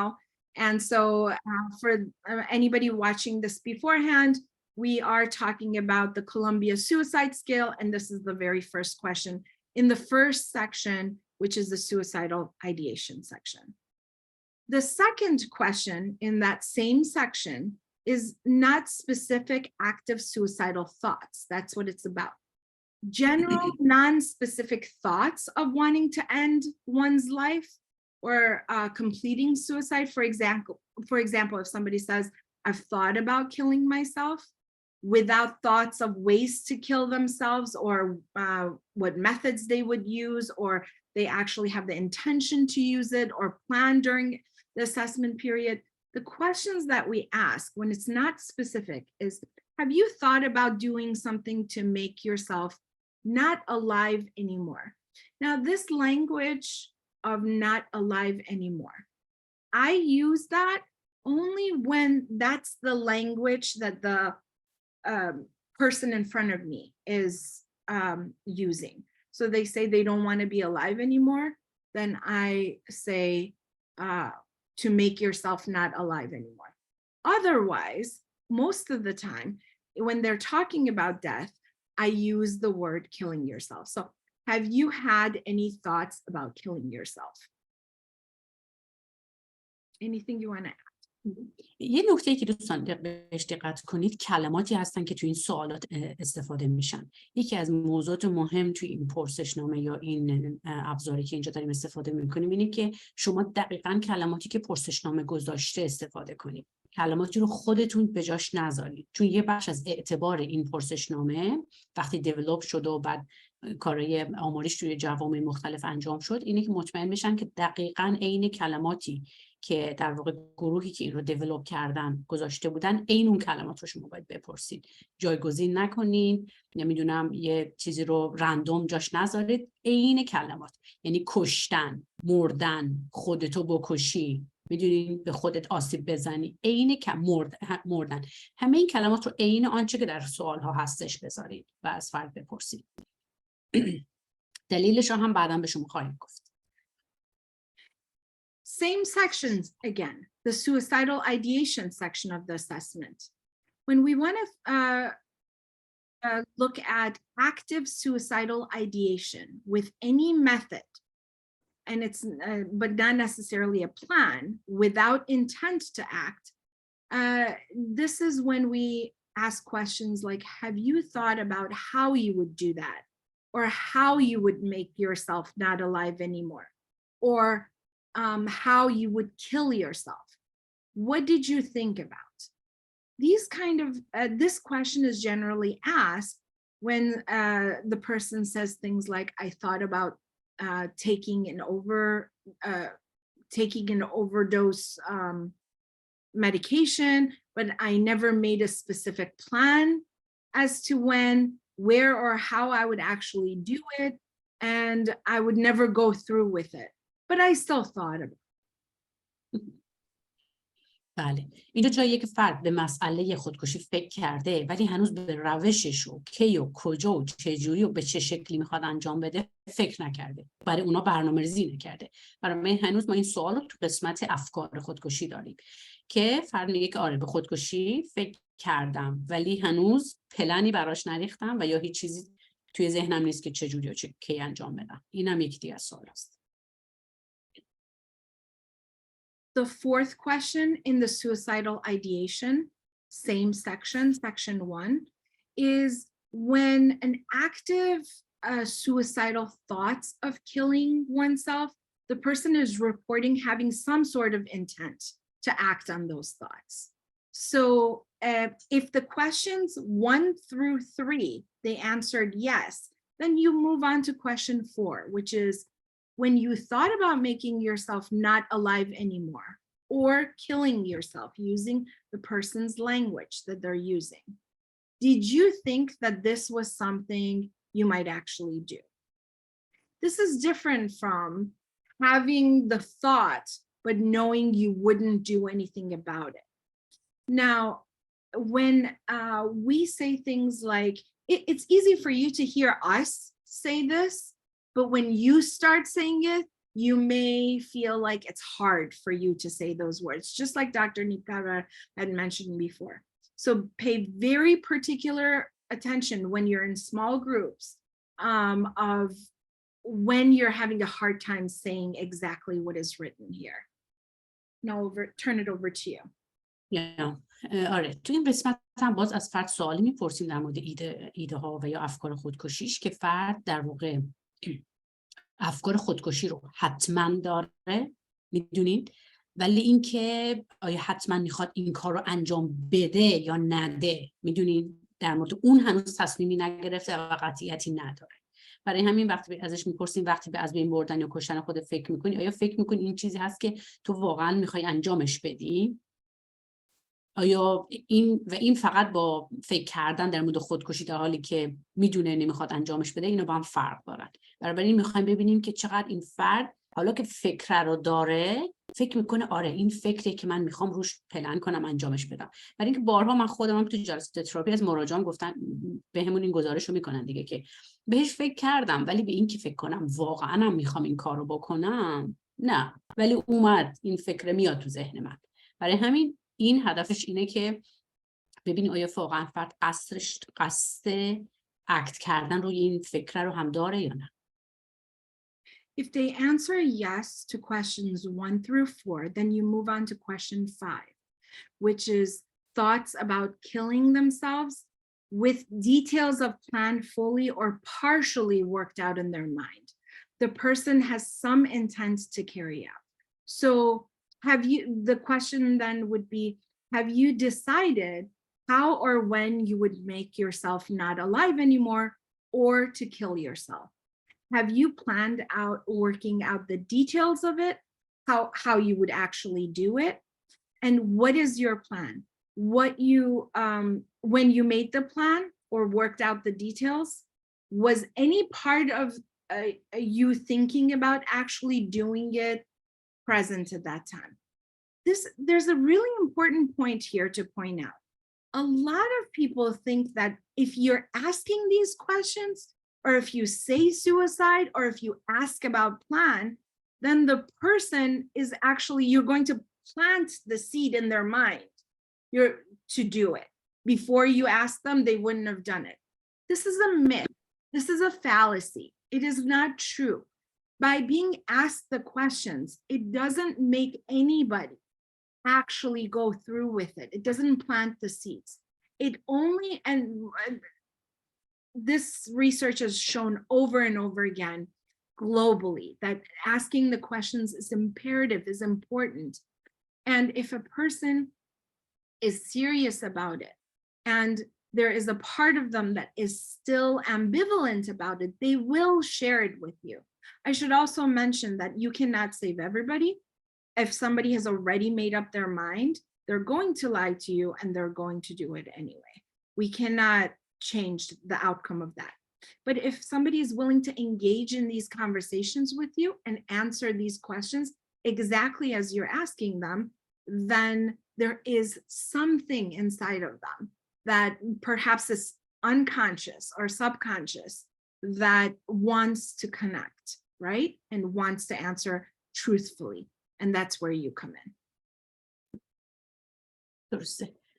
و تو این قسمت همونجور خانم دکتر گفتن راجع به اینکه فرد نه تنها افکار رو داره بلکه دقیقاً در مورد برنامه‌اش کی و چطور و چگونه و به چه شکلی هم میخواد این کار انجام بده با دیتیل برای خودش طراحی کرده و میدونه که کل این به اصطلاح مپ چه شکلی قرار باشه و چه اتفاقی بیفته. و ازش میپرسیم آیا تصمیم گرفتی که کی و چطور میخوای خودت رو بکشی، یا پلنت رو با جزئیات طراحی کردی، پلنت دقیقاً چیه و وقتی این پلن رو داشتی طراحی میکردی آیا بخشی از تو اطمینان داشت که میخواد این کار انجام بدی یا نه. این رو هم از مراجعمون میپرسیم. و حالا نکته دیگه که خانم تو بهش اضافه کردن اینه که خیلی وقتا ما نگران اینیم که اگر من سر این بحث رو باز بکنم یا اگر من بگم خودکشی فکر میکنی یا برنامه چیه یا هر چیز شایبین، انگار من دارم بهش میگم او پس خودکشی هم یه آپشنه، برو انجامش بده.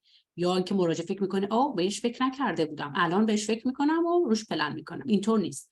توی اینجور موارد مربوط به خودکشی اگر فردی این افکار رو داشته باشه اون داره و بعد شما دارید سوالاتو میکنید و یا پلن کرده و حالا داره شما سوال میپرسید، برای اون از شما جلوتره تو این ماجرا. نگران این نباشین که با سوال پرسیدن و یا مطرح کردنش ممکنه شما این ایده رو بهش بدیم که او خودکشی هم پس تو انداختی تو ذهنش، تو انداختی تو سرش که بره این کارو بکنه. اینطور نیست.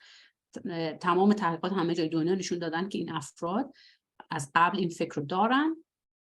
حالا نکته دیگه هم خانم تو اضافه کردن که مهمه اینه که بالاخره همیشه کیس هایی هستن، افرادی هستن که پلن خودکشیشون رو طراحی میکنن. ممکنه توی این پروسه که شما ازشون سوال میپرسین با شما صادق نباشن و بخوان که این کار انجام بدن و واقعا اونها یه درصدی هستن که نه دست شما ممکنه کار بر بیاد و نه هم از دست متخصص، چون مراجع ممکنه که به من روانشناس هم ریپورتی بده که درست نیست و بخواد در واقع به من یه چیزی گفته باشه ولی پلن خودش یه چیزی باشه و اونها جزء به هر حال مواردی هست که اتفاق میفته و کارش هم متاسفانه نمیشه کرد.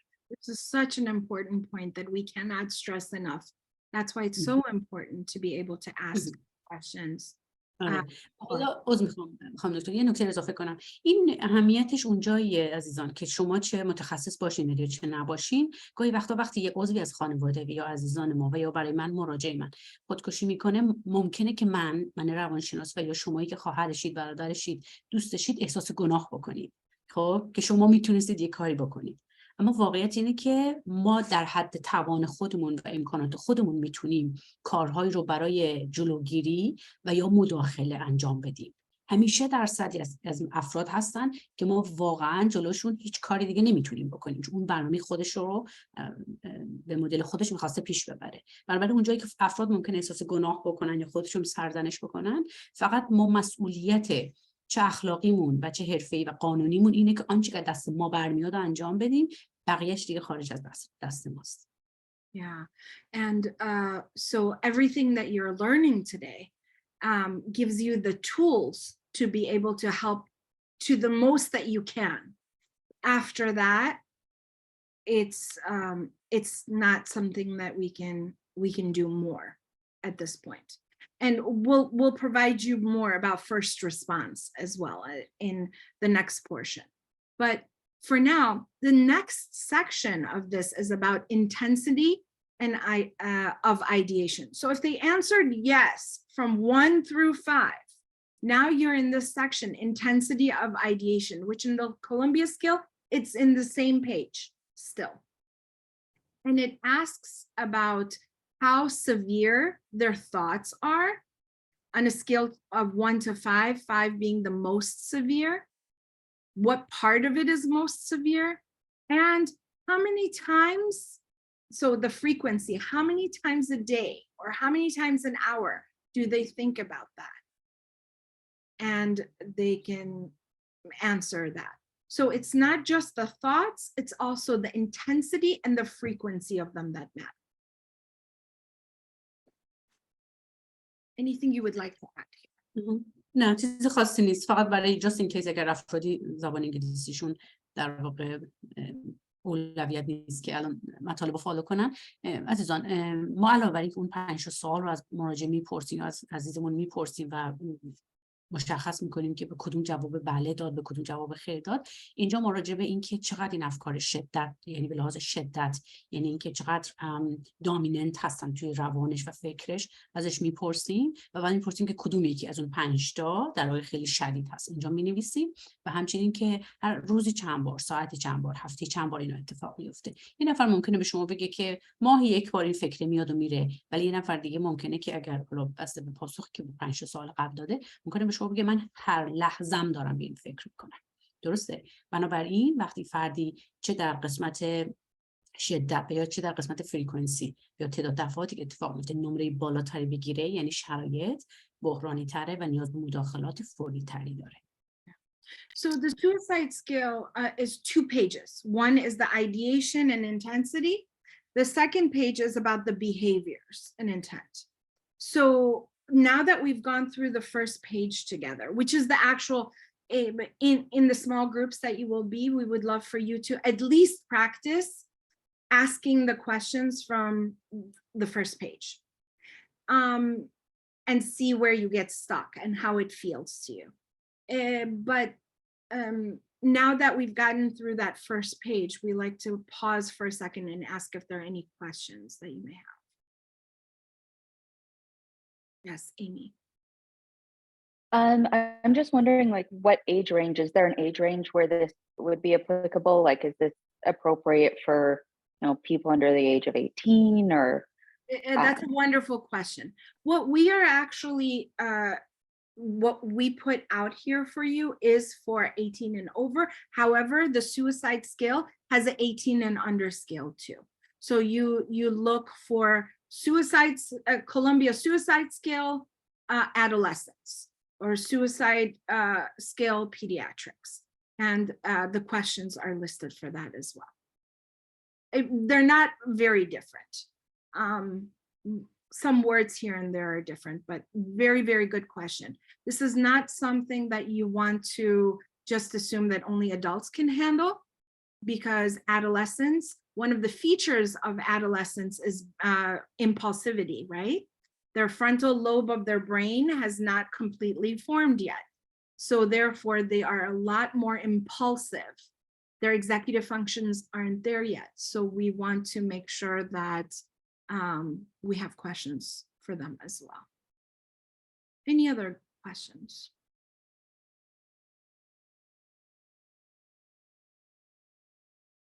So far, so good? Okay. The second page of the Columbia scale is about suicidal behavior.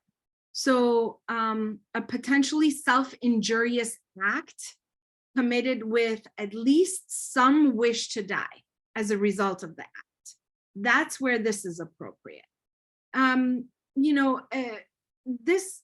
there doesn't necessarily have to be any injury or harm, just the potential for injury or harm. If person pulls trigger, for example, while gun is in their mouth, but gun is broken and doesn't injure them, that's no longer considered an intent. That's considered an attempt, a failed attempt. Inferring intent, even if an individual denies intent or wish to die, it may be inferred clinically from the behavior or circumstances. For example, a highly lethal act that is clearly not an accident, so no other intent by suicide can be inferred. So like jumping from a window or of a high rise or a gunshot or anything like that. Those are not something that we want to infer. We want to infer intent. There's no other way around it. Also, if someone denies intent to die, but they thought that what they did could be lethal, intent may be inferred. So we want to think about intent very carefully. There are some things that there's no way around it. You want to ask questions like, did you do anything to try to kill yourself or make yourself not alive anymore? What did you do? Did you hurt yourself on purpose? Why did you do that? the questions are there for you to be able to kind of walk through and talk through with them. And you also want to find out, has the person engaged in non-suicidal, self-injurious behavior now and in the past as well?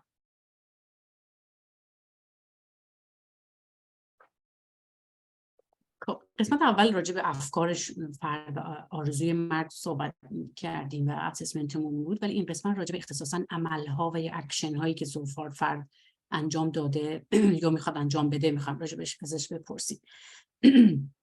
ما توی خودکشی دو تا در واقع کلمه رو حواستون باید بهش باشه. یکی اتمپته، یعنی فرد دست به خودکشی میزنه یا اقدامی انجام میده ولی لزوما منجر به مرگش نمیشه.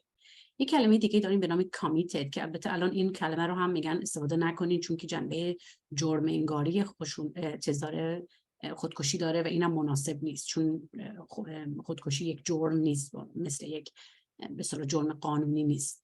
برای همین این دوتا رو باید حواسون بهش باشه که وقتی داریم راجع به attempt صحبت میکنیم منظور تلاش هایی که فرد میکنه یا اکت هایی که فرد میکنه برای اینکه بخواد در واقع زندگی خودش پایان بده. ما توی این قسمت از فرد میپرسیم که در واقع هدفمون هم اینه که بتونیم نیت فرد رو درک بکنیم. به اصطلاح اگر الان میدونیم که افکاری داشته میخوایم اینو بفهمیم که حتی اگر فردی قصد یا آرزوی مرگ رو انکار بکنه، اینو باید حواسون باشه که ممکن از نظر بالینی از رفتار یا شرایط فرد قابل فهم باشه که این میخواد این کار بکنه. اینو باید دقت بکنیم. حالا مثال میزنم. مثلا شما میدونید یه مثالی که نمیدونم چقدر باش میتونیم ریلیت بکنیم ولی امیدوارم قابل بتونم منظورم برسونم. مثلا اگر فرد در یک شرایط بسیار پر استرسیه، مثل ورشکستگی مالی، مثل یهو متوجه خیانت میشه، مثل که یهو تشخیص یک بیماری سخت بهش میدن، از زندان تازه آزاد شده یا هر چیز شبیه به این، یا شما مشاهدات شما نشون میده که این آدم این روزا آشفته است. برای علیرغم اینکه ممکنه فرد بگه نه فکرشو ندارم، باز شما باید حالا برای به عنوان روانشناس میگن شما قضاوت بالینی خودتون رو، یعنی قضاوت شما بر اساس مشاهدات شما باز ممکنه به شما بگه که علیرغم اینکه فرد گفت ندارم ولی شرایطش تو شرط سختیه، ممکنه که راجع به این مسئله فکر کرده باشه و براش پلنی داشته باشه. پس این رو هم باید به هوش باشیم. اوکی؟ به عنوان مثال those proximal risk factors we talked about first. بنابراین این رو باید حواستون بهش باشه. یعنی گاهی وقتا یه فرد یه رفتاری ممکنه بکنه که عملا جان خودش رو نگرفته باشه ولی خیلی نزدیک به اون رفتار بود. مثلا حتی اگر یه اسلحه که مثلا شکستم هست برداشت و عملی مثل خودکشی رو میخواست انجام به خودش شلیک بکنه، یا حتی اگر یه پنجره پرید که خیلی هم ارتفاعی نداشت ولی خود این اکشن یک اکشنی هست که خیلی نزدیک به خودکشی. پس بنابراین حتی اینها هم باید جدی گرفته بشه هرچند منجر نشد. بنابراین از فرد میپرسیم که شده که از عمد بخوای به خودت صدمه بزنی، یا چی شد که این کارو کردی، یا مثلا فلان راهی رو که انتخاب کردی آیا به عنوان راهی بود برای پایان دادن به زندگیت؟ آیا میخواستی بمیری؟ میدونی این کی بود؟ آیا وقتی فلان کار رو انجام دادی، مثل پریدن از پنجره، مثل اسلحه‌ای که گذاشتی مثلا رو سر خودت، هر چیزی سعی می‌کردی که در واقع دیگه زنده نباشی، هدفت گرفتن جون خودت بود، یا وقتی این کارو کردی فکر می‌کردی ممکنه بمیری، یا از اینکه کار رو یا این رو به دلایل دیگه انجام دادی و نه به دلیل لزوما پایان دادن به زندگی خودش. این نوع رفتارها رو باید بهش دقت بکنیم. اوکی؟ پس رفتارهایی که ممکنه که منجر به مرگ نشن ولی باز رفتارهای خطرناکی هستن. حتی وقتا بعضی از خودزنی ها رو هم میشه بهش خیلی دقت کرد که ممکنه در واقع در همین مسیر باشه، سلف هارم هایی که افراد انجام میدن که اینقدر زد که به هر حال شما میبینید خونریزی، زخمی که ایجاد کرده خیلی خطرناک بود و میگید که اگر یه ذره عمیق تر زده بود ممکن بود که دیگه جانش رو از دست بده. اینها رو باید مراقب باشین، رفتارهایی که بالاخره تا حدودی به فرد آسیب میزنن هرچند منجر به مرگش نشدن. Really important that I want to point out here is that you may be sitting here thinking, okay, well, what if all of the answers to all of this are yes? What am I supposed to do now? You know, what would happen? Somebody who is actually having suicidal ideation, or you know, how we check the frequency of it and intensity of it, it is in the passing. I want you to think about it like clouds in the sky. If you're able to help them get through that period of time, and help them learn some ways to monitor it, staying with them, having someone, which we'll talk about safety planning soon as well. That will pass. It's not something that is a trait that stays with them. It's a state that you have to help them get by. So if you're able to help them get past that night, that dark night, chances are it will not be the same. Anything you wanted to add to that? نه همین صحبت شما چون خیلی مهم بود برای عزیزانی که فارسی هستن، اینه که اون حالی که فرد در واقع داره در مورد خودکشی خودش و افکارش و چیزای شبیه به اینها بیشتر حالتهای روانی هستن، چیزای ثابتی نیستن. برای همین شما میبینید که مثال میزنم، همین فردی که شرایطش مثلا حتی به خودکشی فکر میکرد، میبینید که مثلا میره توی یه ساعت دیگه با یه دوستش حرف میزنه، میبینید که نه حالش هم به نظر حال معمولیه. یعنی چی؟ یعنی که این حالها عوض میشن، چیز ثابت نیست. و هدف از شما به عنوان کسایی که با عزیزان این پرکتیس رو داشته باشین یا اگر درمانگر هستین، هدف اینه که به این فرد اینقدر کمک کنین که توی این حالت دارکی که الان فکر میکنه گیر افتاده، از این یه مقدار بیاد بیرون از این حالت و حال بعدیش یه حال متفاوتی خواهد بود. شما وقتی این مداخلات اولیه رو انجام میدین، در واقع دارین همون کوچولو مداخلات، عملاً دارین اون فرد رو از اون فضایی که بوده در میارین و بهش نشون میدین که قرار است توی این دارکنس گیر افتاده باشی و با این دارین زمان میخرین برای اینکه این آدم کمک مؤثر رو حالا از طرف روانپزشکش، روانشناسش یا حتی بستری شدن سوی دیگه بتونه کمک مؤثر رو بگیره. هدف شما اینه که کاری بکنین که بتونین زمان بخرین. So in that same section of suicidal behavior, interrupted attempts is also important to inquire about. What do we mean when we say interrupted attempts? For example, when we're talking about overdose, for example, person has pills in hand but stops them from ingesting. Once they've been ingested, even if the person lives and they're fine, it becomes an attempt rather than an interrupted attempt. You ask questions like, has there been a time when you started to do something to make yourself not alive anymore, or end your life or kill yourself, but someone or something stopped you before you actually did it? What did you do?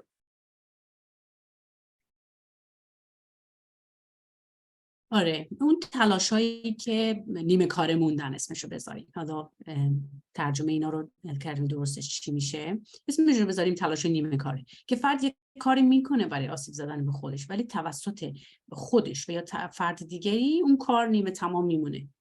مثلا داره وسیله هایی که خودشو حلق‌آویز بکنه رو فراهم کرده ولی خانواده‌اش متوجه میشن اونا رو ازش میگیرن، یا خودش میندازدشون دور. دارو تهیه میکنه ولی میخواد استفاده کنه، بعد همون لحظه نظرش عوض میشه. اینها تلاش هایی میشن که به اصطلاح به سرانجام نرسیدن، تلاش هایی که قطع شدن.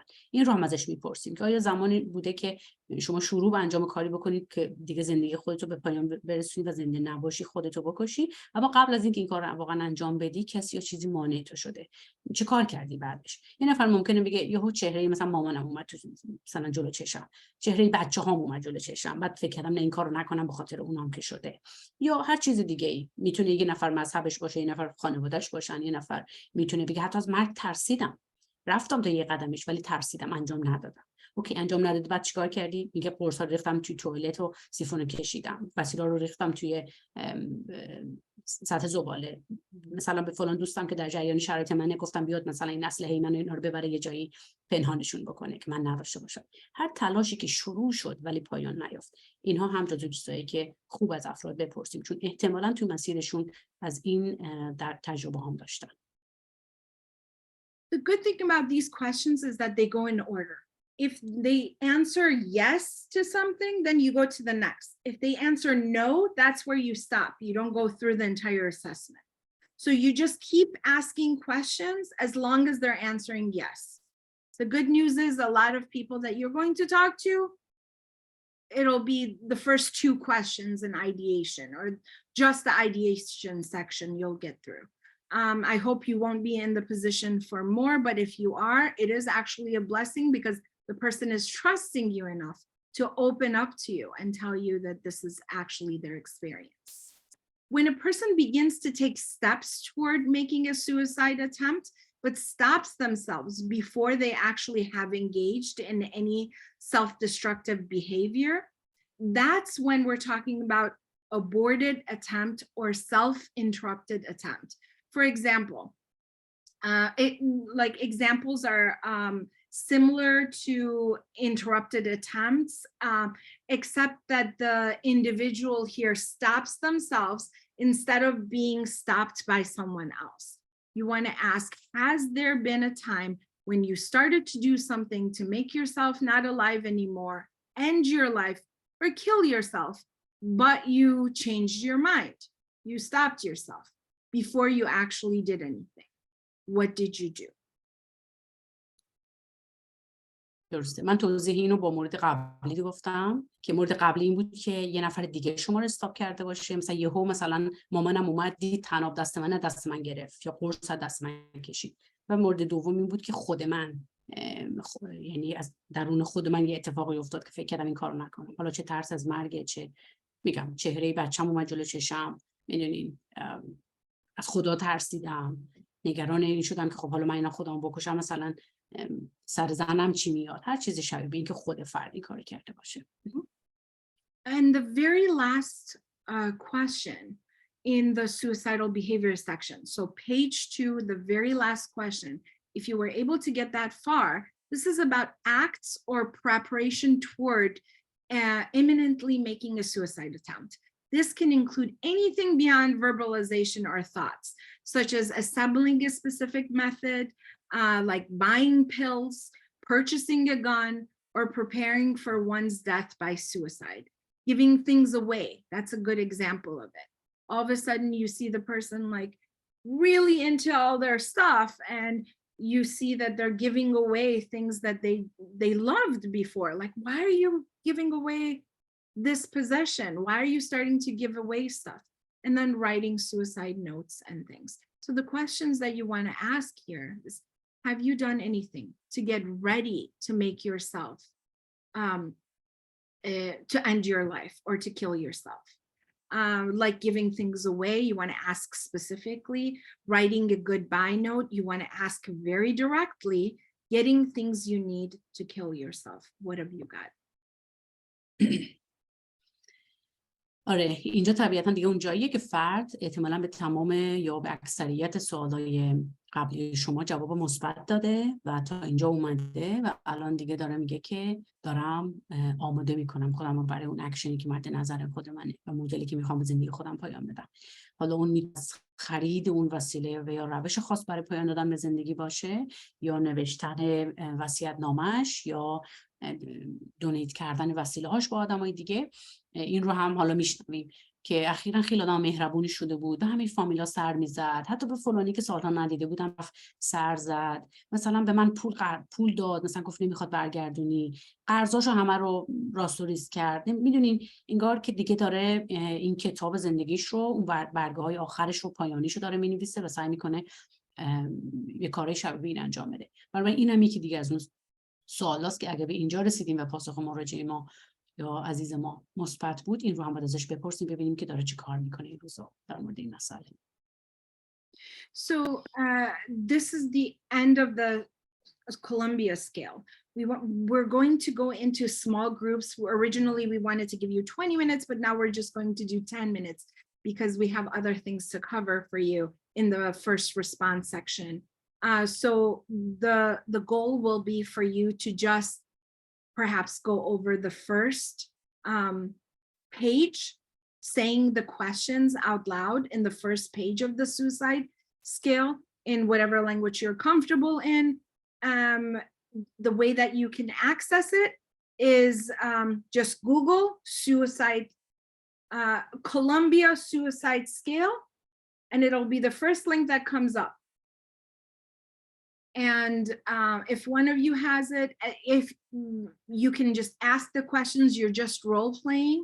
So the goal is really just to get you comfortable with asking the questions in this forum. Any questions before we put you in breakout rooms for 10 minutes?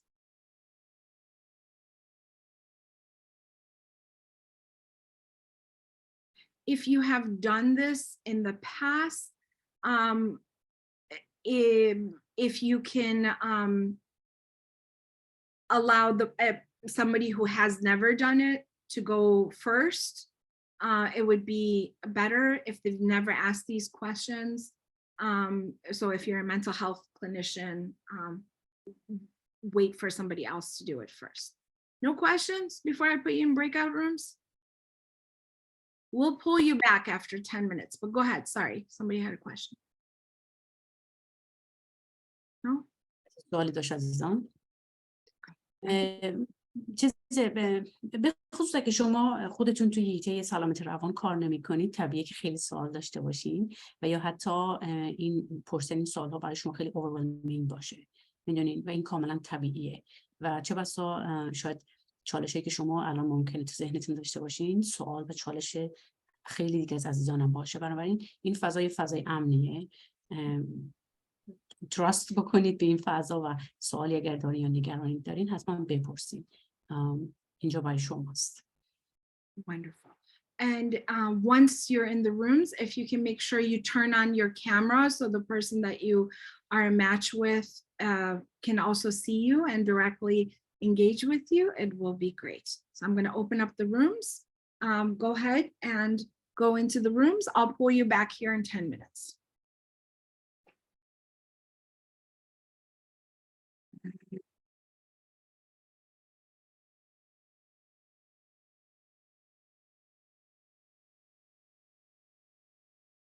Record so I can continue, I can resume.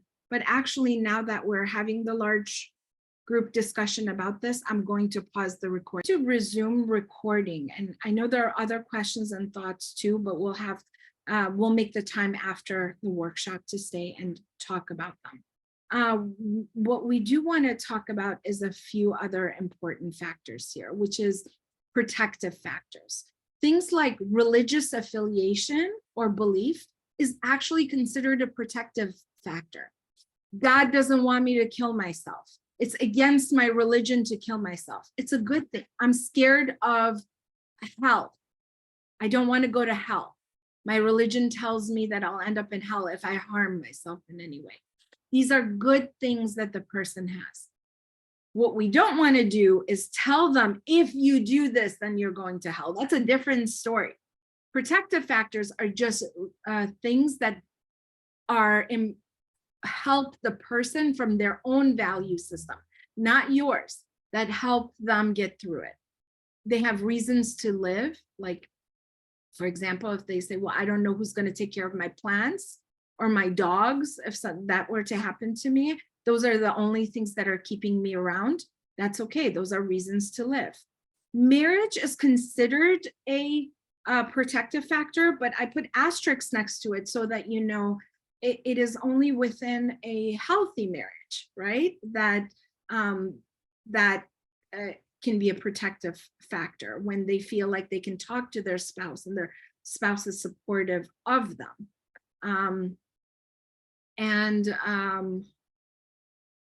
The remaining are having children at home is a protective factor, makes it less likely for them to make an attempt or complete an attempt.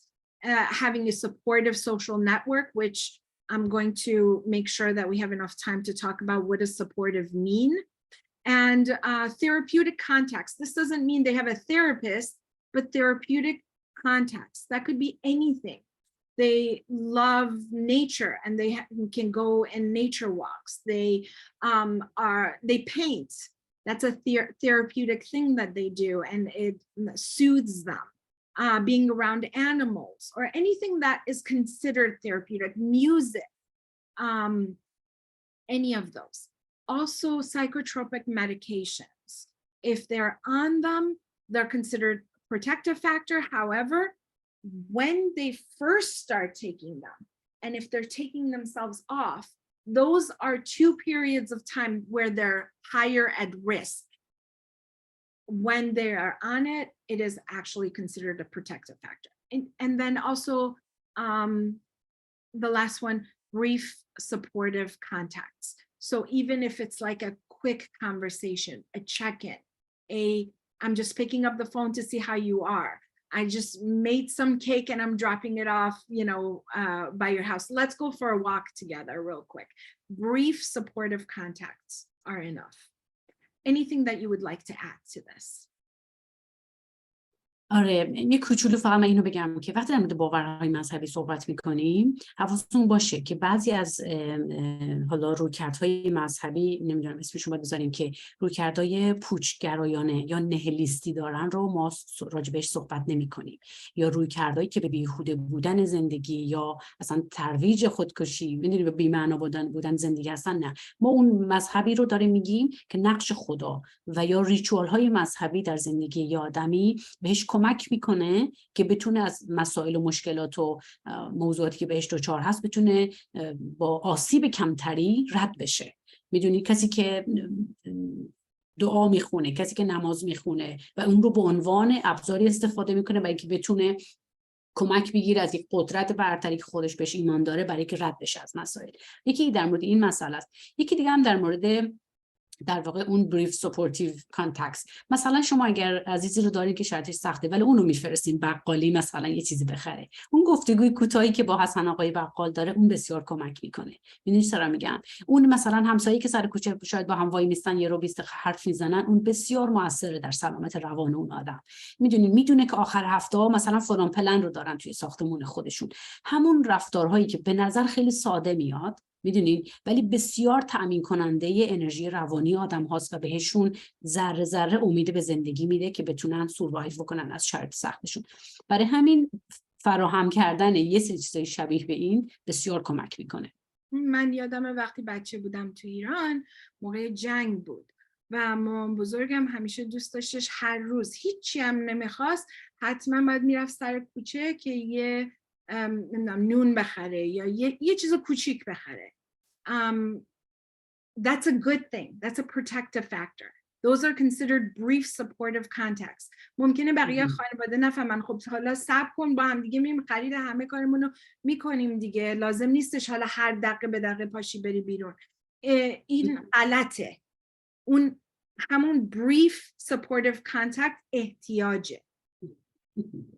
It doesn't have to have a huge meaning or even be productive in the way that we think about it. Now, the other part that we want to make sure that we cover with you is about first response. What do I do? I've assessed. I feel like I can get this, but what am I not considering? The next 4 slides, we're going to talk about some things that we tend to overlook, things that are specific to us Iranians, that we tend to either do or overlook or not take as seriously or minimize. One of those is related to consideration of ambiguous loss. Between all of us, wherever we live in the world, wherever we were born, it doesn't matter. If we've never stepped in Iran and we've always lived abroad, or we just got here yesterday, or we've never left Iran, so we don't even know what it's like to be outside. Every single one of us have experienced ambiguous loss.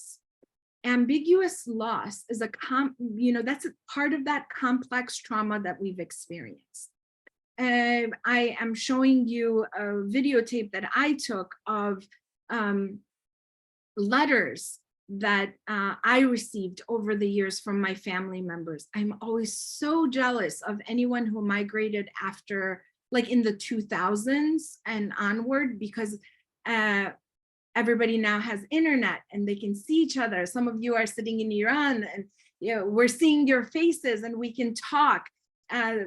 I migrated here during an era where you would write a letter and you would have to wait 3 weeks for it to get to Iran, only for them to open it, read it, before they allowed it to be delivered to your family.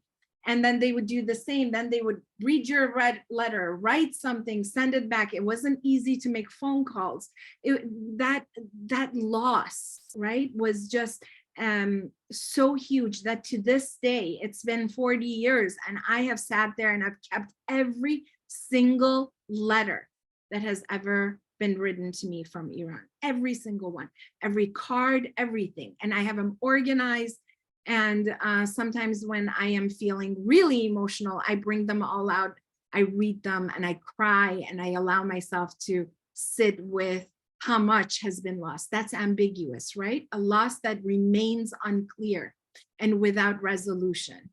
A loss that has no official or social verification. It can be physical, it can be psychological.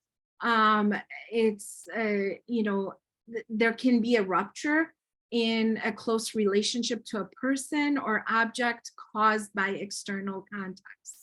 And it's a basic assumption in attachment as well. So I want to just, the point of what I'm talking about here is how quick we are to not, to dismiss the fact that we have all suffered from complex trauma in the past 44 years. And if we haven't, our parents have, and transgenerational trauma is part of the experience that we all have one way or another. Anything you would like to add to this stuff? This makes me even emotional. So آره ببینید شما وقتی با یه نفر دارین صحبت میکنین راجع به رنجی که الان داره با شما صحبت میکنه، حالا فردی که افکار خودکشی داره، یادمون باشه که فقط برای این روز یا این شرایط یا این 6 ماهی که این اتفاق براش افتاده یا این هفته‌ای که براش این اتفاق افتاده یا این 2 سال نیست. ما هممون داریم یه بار سنگینی رو از فقدان‌ها و تروماهایی رو حمل میکنیم در روانمون و حتی در سیستم ژنتیک بدن خودمون که گاهی وقتا نسبت بهش خیلی به اصطلاح خودمون سرسری رد میشیم، اوکی، و نادیده میگیریم و فکر کنیم ساده است. واقعیت اینه که همه ما آدم‌ها، حالا هر کدومون به نسبت خودمون کم یا زیاد، در نه تنها خودمون، شما توی اگر کار سلامت روان انجام میدین، اگر به کانسپت یا به اکسرسایز ژنوگرام که اونو دیزاین طراحی میکنیم با مراجعمون آشنا باشین، یکی چیزایی که شما توی اون ژنوگرام در میارین این تروماهای بین نسلی هست که اینا همشون از پدر بزرگمون، مادر بزرگمون، شما دیگه 2 تا سمت خانواده رو حساب بکنین تا اومده به پدر مادر شما رسیده و بعد به شما. بنابراین شما حامل یک عالمه تروماهایی هستین و زخم‌هایی هستین که شخص شما مستقیم تجربه نکرده، بلکه شما کسی هستین که اونها رو به ارث بردین از آنچه که بر مادر شما گذشته، توی ازدواجش، توی کشورش، نمیدونم هر جایی، توی خونه پدر مادر خودش، باباتون همینطور، بعد اونا پدر مادراشون، بعد پدر مادرای هر کدوم از اونا. بنابراین شما قبل از اینکه با این شرایط فعلی روبرو بشین و راجع به این شرایط بخواید واکنشی نشون بدین و یا حتی راجع به سختی که دچارش شدین افکار خودکشی داشته باشین، یادتون باشه شما آلردی زخم خورده اید. شما آلردی دارین تروماها و فقدانهایی رو با خودتون حمل میکنین که شما رو بسیار آسیب پذیر میکنن. برای همین حالا چه در کار روان درمانی، چه در جایی که با یک دوستی میشینین صمیمانه صحبت میکنین، یادتون باشه که غیر از این که این موضوعی که این آدم الان داره با شما صحبت میکنه که چقدر ممکنه واقعا شرایط اینقدر سخت باشه که یه نفر رو به سمت خودکشی ببره یا نه، این آدم حمل کننده یه عالمه تروما از نسل قبلش هم هست، همونجور که شما هستی و این رو همیشه باید حواسون بهش باشه. گاهی وقتا ما نمیدونیم چه چیزایی حتی تروما به حساب میاد و یا فقدان به حساب میاد. شما وقتی مهاجرت میکنین خیلی وقتا ممکنه خیلی اکسایتد باشین، اگر خیلی از شما عزیزان مهاجرت کرده باشین که داریم میریم فلان کشور، ولی شما بعد از یه مدتی متوجه میشین که شما چقدر چیزهایی رو از دست دادید و دیگه نیستن و یا لااقل شما به این سرعت بهش دسترسی ندارین برای اینکه توی یک کشور دیگه‌ای باشین، در یک شرایط دیگه‌ای باشین و اینها رو یادمون میره که بعد از این مدتی ما مراجعه زیادی از این قبیل داشتم که افسردگی دارن. وقتی افسردگیشون رو بررسی می‌کنی می‌بینی یه عالمه این لاستایی که توی این مهاجرت براش اتفاق افتاد رو اصلا حتی به ذهنش نرسیده که اینا لاسته. میدونین، یعنی اصلا این جوری تعریفش نکرده، فکر کرده وای من دارم مثلا از ایران دارم میرم کانادا. میدونین خوشحال بوده، حواسش نبوده که داره در این فرآیند مهاجرت داره هی زخم میخوره، هی دارن یک قسمت از روانش کنده میشن و اینجا جا گذاشته میشن و اون داره بدون اونها میره. برای همین ما از این مدل تجربه ها زیاد داریم تو زندگیمون که خیلی بهش دقت نکردیم که چقدر به ما آسیب زده و اونها رو بهش نگاهی نمیندازیم تو زندگی خودمون. این رو حواسمون باشه وقتی چه با یه مراجعی در این شرایط داریم صحبت میکنیم یا عزیزمون و یا حتی راجع به خودمون. And all of these are there. So even if you're in Iran and if you've never stepped out of Iran, you've had loved ones who've left Iran. You've had friends who've left Iran. So it's not about only the diaspora. It's both ways. And I appreciate, Dr. Nikparvar, that you said it made you emotional, because that is one sign. If you felt like you felt your body temperature change when you were watching this video or what I was talking about, that's a sign the wound is there. Okay, that's a sign that the wound is there. And we don't want to run away from it because we can't. What we need to do is lean into it and have conversations about it. We need to do more of that as a community. So the other thing that we need to remember is the concept of blaming the victim. This is the psychologist by the name of Dr. William Ryan in 1971 in Boston University coined the terms blaming the victim. This is what we would think about in Farsi as سرزنش یا you know, آبرو نگه داشتن. So به اون طرف نگاه کردن و گفتن چرا این کارو کردی. We're part of a culture of honor and shame. The impact of shaming and secret keeping, the saving face part of it, the impact of physical, psychological, and spiritual trauma, all inflicted wounds of trauma. So blaming the victim is a form of violence, and it's a paradoxical impact that it has on the person. When let's say, you know, the example we were using earlier, the person has been captured because of their hijab and now, or they're protesting and they've been in custody and now they've been released. گفتم بهت رو سری تو سرت کن، چرا رفتی اونجا؟ You know, those kind of things. تقصیر خودته این اتفاق واسط افتاد.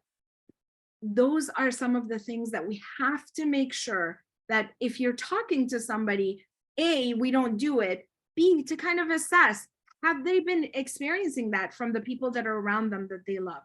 And I put this in green because I really want you to think about, if you can think of times when you were the subject of blaming the victim. What was that like for you? How did that help you? How did that distance you? These are important things to keep in mind. We think that دارم سرزنش میکنم ولی آخرش دارم نمک روی زخم میریزم.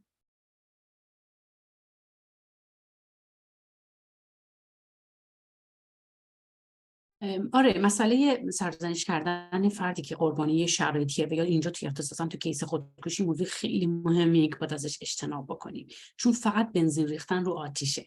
یعنی یه فردی که آلردی فکر میکنه استاک شده توی شرایط سختی و تنها آپشنش انگار از نظر اون خودکشیه، حالا ما میخوایم بلیمش کنیم. من که بهت گفتم زن این نشو، نه؟ من که چند بار به تو گفتم از این ازدواج بیا بیرون، مگه اینو نشیدی؟ تقصیر خودته، خیلی بهش رو دادی. هر جمله از این جهت که شما فکر میکنین دارین اون آدم رو ارشاد میکنین، راهنمایی میکنین، بهش میگین اشتباهاتش کجاست، عملاً بلیم کردن اون آدمه و اون آدم رو ضعیفتر میکنه توی اون فضایی که هست. نه تنها کمک نمیکنه، ضعیفترش میکنه. بنابراین هر نوع کانورسیشنی، هر نوع حرفی از جنس سرزنش کردن باشه رو انجام ندین. خیلی وقتا شاید فقط لازم دارید شما بشنوید، میدونید، فقط پرزنت باشین و بشنوین حرفایی یا درد دلای آدمی رو، به جای خیلی حرف بزنید. خیلی وقتا شما نیاز خیلی حرف زدن ندارین واقعا، چون اگر خیلی حرف هم بزنین گاهی وقت آدم میره به سمت لکچر دادن به طرف مقابل یا بلیم کردن. یکی از این دو تا متأسفانه اتفاق میفته. ولی بلد باشیم که بیشتر بشنویم و سرزنش نکنیم، بسیار میتونیم به طرف مقابلمون کمک بکنیم. دلیلش هم اینه که یک چیزهایی که توی روان درمانی و جلسات مشاوره به شکل خاصی برای آدما فراهم میشه که در کانتکست های دیگه نیست، همین گوش دادن فعالانه بدون قضاوته که خیلی وقتا آدما این رو در هیچ جای دیگه نمیگیرن و مهمه که این نوع کامیونیکیشن رو یا این بخش از کامیونیکیشن رو ما بیاریم تو زندگی شخصیمون و فقط در اتاق درمان تمرین نکنیم، با آدمی دور و برمون هم از این قبیل داشته باشیم. این رو با مراقب باشیم که به هر دلیلی فردا چهار مشکل شد، خودت نمیدونم قمار کردی پولتو باختی، میخواستی نکنی، خودت رفتی فلان جا اینجوری شد، میخواستی نری، میدونی میخواستی نری تو خیابون، میخواستی این وقت شب نری. خب تو که میدونستی مثلا سوار ماشین مثلا پسری شدن یعنی چی، چرا این کاری کردی؟ هر چیزی که اون آدم رو کوئشن میکنه و زیر سوال میبره رو باید ازش اجتناب بکنیم، چون نه تنها کمک نمیکنه، ممکنه دقیقاً بنزین رو آتیش این آدم بشه و این آدم بره، یعنی تیر خلاصش رو بزنه باشی بهش، بره و خودکشی بکنه. این رو مراقب باشیم. Afro said it best. Tell me more, and then sit with the silence. That is so vital, and somehow, culturally, we don't do enough of that. We do more talking than listening. And I'm not sure where that rooted from, but you know, anybody here a pet owner? Like, I love my 2 dogs more than any other human being in the world. I love my dogs more than I love my husband. I love my dogs more than my mom, more than anybody. The reason for that is because they've been there with me through everything. And they don't do anything. They're just there. Their presence has been therapeutic enough for me that they have trumped any other human being in my life. Remember that. You know, the best thing that we can do is be there for people who are struggling. And then minimization of feelings, just like Dr. Nick Parvar was saying, so many things we could hear. Look at how much worse other people have it than you. Like, what do you have to complain about? اون زمانا رو نمیدونی توی جنگ ما چی میکشیدیم، الان که چیزی نیستش، ایران الان خوبه. You're acting so spoiled. Just be strong. This word "be strong" is really problematic. You have it good. You have no idea what we went through when we migrated to the US. What could you possibly have to be unhappy about in your life? I'm not, obviously none of you would ever do that. You're in this setting because you have a conscientious mind of looking at things differently and pausing. But also it's important to know if these are the kinds of messages, like if you're asking the person, what does your sister say when you tell her that you feel like you don't want to live anymore? Well, my sister says, look at how much worse other people have it than we do. What else? What positive messages do people say that make you feel better? Those are important to note. Is there anything that you wanted to add here? Doctor. آره، یه چیزی که معمولا همیشه آدم ها توی شرایط سخت فکر کنم هممون نیاز داریم اینه که یه نفر تو تنها نیستی. میدونین تو تنها نیستی، این مسیر رو ما با هم میریم جلو. اگه فقط بخوام یه مثال شخصی از خودم بگم، من خودم توی سالهای گذشته در یک شرایط بسیار سختی گیر افتاده بودم، یعنی تجربه میکردم که هیچ چیز اون شرایط تحت کنترل من نه، هیچ چیزی. و همینجور ماجرا یکی بعد از دیگری یه دومینو شده بود و من منتظر بعدیه بودم، یعنی کاملا تسلیم همینجوره. ولی بسیار شرایط دارک و سختی برای من بود، بسیار، یعنی اینقدر که اصلا نمیدونم چجوری توصیفش کنم الان برای شما اینجا. ولی جالبه در اون شرایط سخت یک چیز به من کمک کرد. تو اون شرایط من یه دوستی داشتم هر روز به من یه مسیج میداد، میگفت فاطیما چطوری، خوبی؟ نگران نباش، ما با همین مسیر رو میریم. در حالی که دوست منم هیچ کاری برای مسیر نمیتونست بکنه، هیچ چیزی، چون از دست ماها خارج بود. ولی همین مسیجی که ازش میگرفتم قشنگ میدیدم من انرژی گرفتم، بعدش پا شدم کارامو کردم، نمیدونم با کلاسمو آماده کردم، این کارو کردم اون کارو کردم. این حضور یه نفر دیگه که من هستم تو این تاریکی و تو تنها نموندی و همراهتم که این مسیر رو با هم بریم جلو، حتی اگر هیچ کاری از دستش بر نیاد، این همون تغذیه‌ایه که روان ما در اون شرایط لازم داره، که تو تنها نیستی. چون تنها بودن برای انسان معادل مرگ دیگه. میدونین این که تو تنها بمونی و هیچ کسی دیگه نباشه، اونم در شرایطی که برای تو سخته. برای همین این رو ما باید حتما به دیگران نشون بدیم که من هستم، حتی اگر در این درده من همراه تو میشینم با این درد، هرچند ممکنه دست ما هیچ کاری بر نیاد. بودن دیگری بسیار بسیار شما رو قوی تر میکنه و به هیل شدن شما از یه سری از شرایط سختم بسیار کمک میکنه. این رو باید به دیگران بگیم که هیچ کاری ممکنه دست ما بر نیاد، ممکنه نتونم تو از یک رابطه ابیوسیو بیارم بیرون، ممکنه فاینانشالی نتونم به تو کمک کنم، هیچی، ولی میخوام که تو بدونی من هستم همراه، من به تو فکر میکنم، من به تو زنگ میزنم، تو میتونی با من حرف بزنی، من میشنوم تو رو. این اون مسیج اصلیه که ما به افرادی که در شرایط سخت گیر افتادن باید حتما برسونیم. So being able to substitute سرزنش with I'm here, I'm with you, and that's it is more than enough. Let's listen to a song together. Let's go for a walk together. Let's watch something online together, share a screen. Anything. I'm here a text message away. That's all that you can do. Now, we're right on time with finishing. It's the 3-hour mark. There are a couple of things that we haven't gotten a chance to go over. One is we have made a list. One thing I wanted to do was make sure that we both wanted to do was put you in small groups to talk about all the times where your feelings were minimized, but we're not going to get a chance to do that. I know we've all experienced that.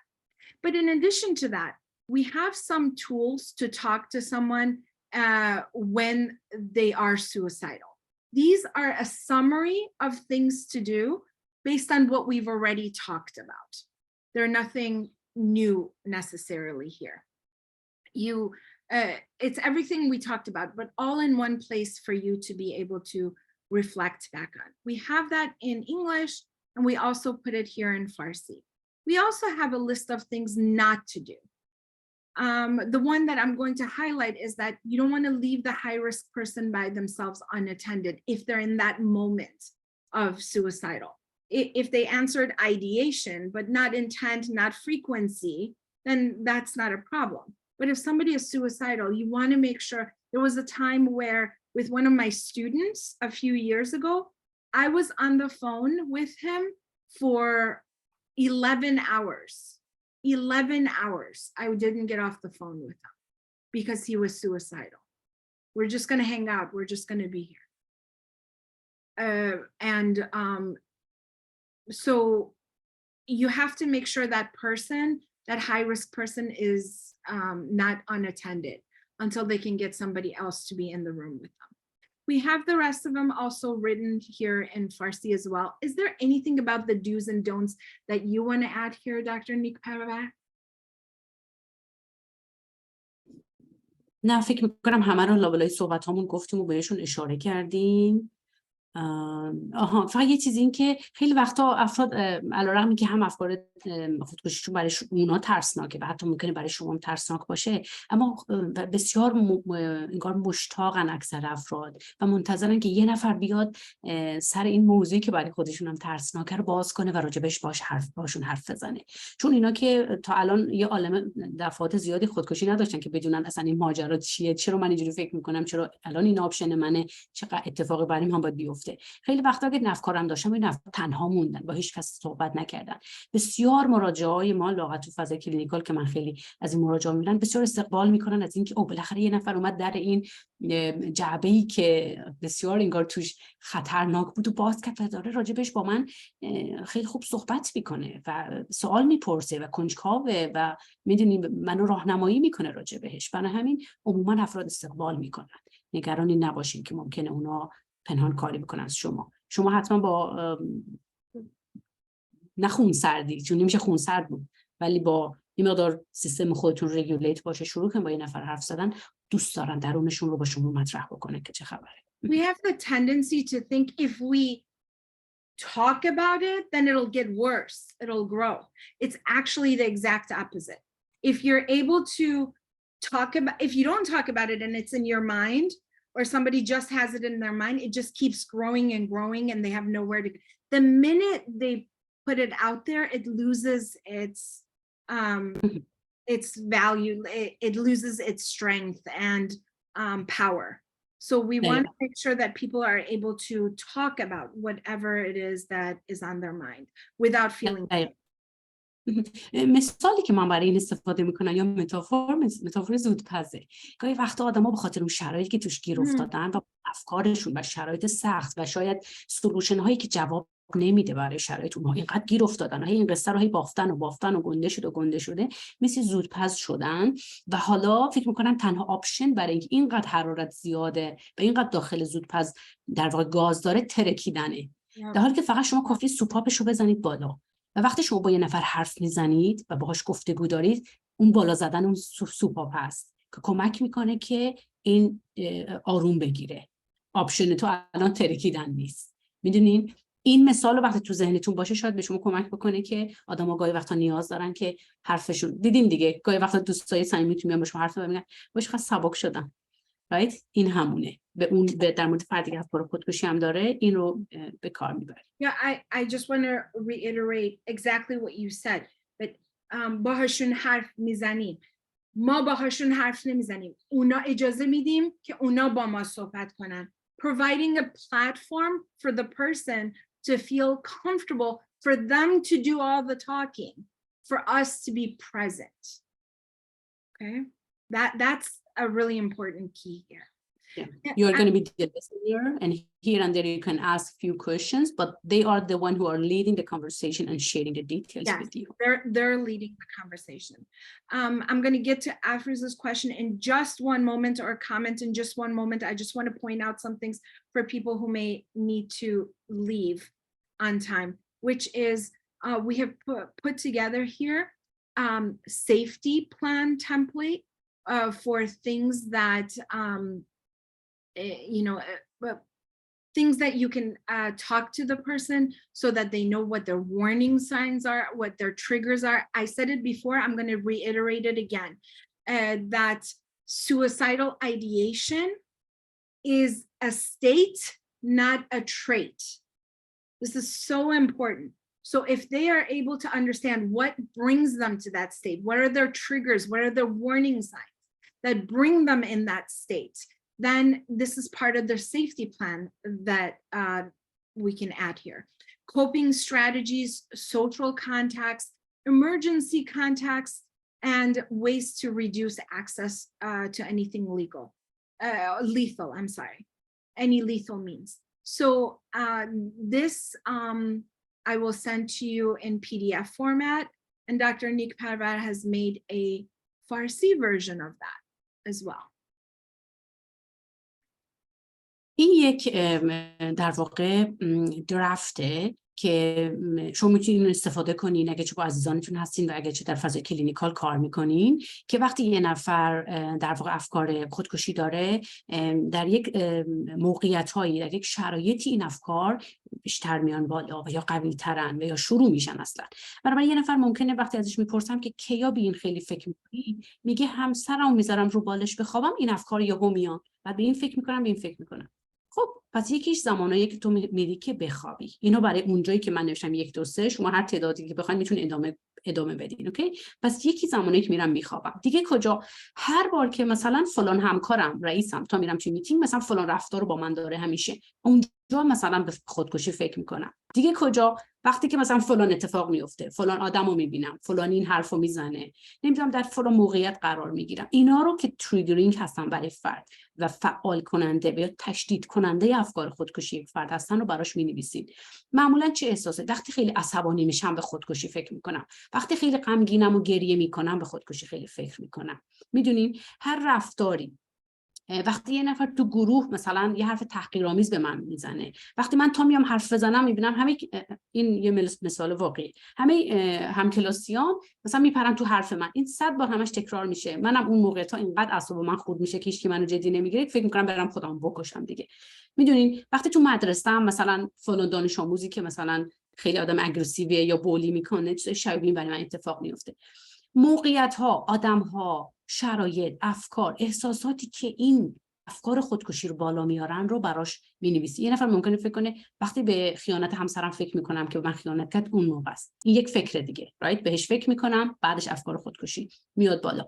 پس بنابراین برای فرد هر آنچه که براش تریگرینگ هستش رو می‌نویسیم، برای اینکه این سیفتی پلن. اگه شما متخصص هستین، به عنوان متخصص باید این رو داخل پرونده مراجعتون بذارید و یه دونه ازش هم کپی یا عکسش رو مراجع با خودش داشته باشه که همیشه جلو چشش باشه، بخونه، مرور کنه و ریسورساشو بشناسه. بنابراین مراجع من یا عزیز من اینا رو می‌نویسه که این شرایط برای من تریگرینگ هستش. دومی کاری که توی براش انجام میدیم اینه که به من بگو که خود تا الان چه کارا کردی که بتونی از این افکار خودت رو دیسترکت کنی، یکم اجتناب بکنی. چه کار کردی؟ مثلا میگه که سریع مثلا موسیقی میذارم، سریع اون محل رو ترک میکنم، مثلا نفس عمیق میکشم، مثلا میرم دوش میگیرم، میرم خودم با آشپزی سرگرم میکنم، از خونه میزنم بیرون. هر آنچه که این آدم تا الان انجام داده که بتونه خودش رو دیسترکت کنه از اون افکار، اونها رو هم براش می‌نویسیم.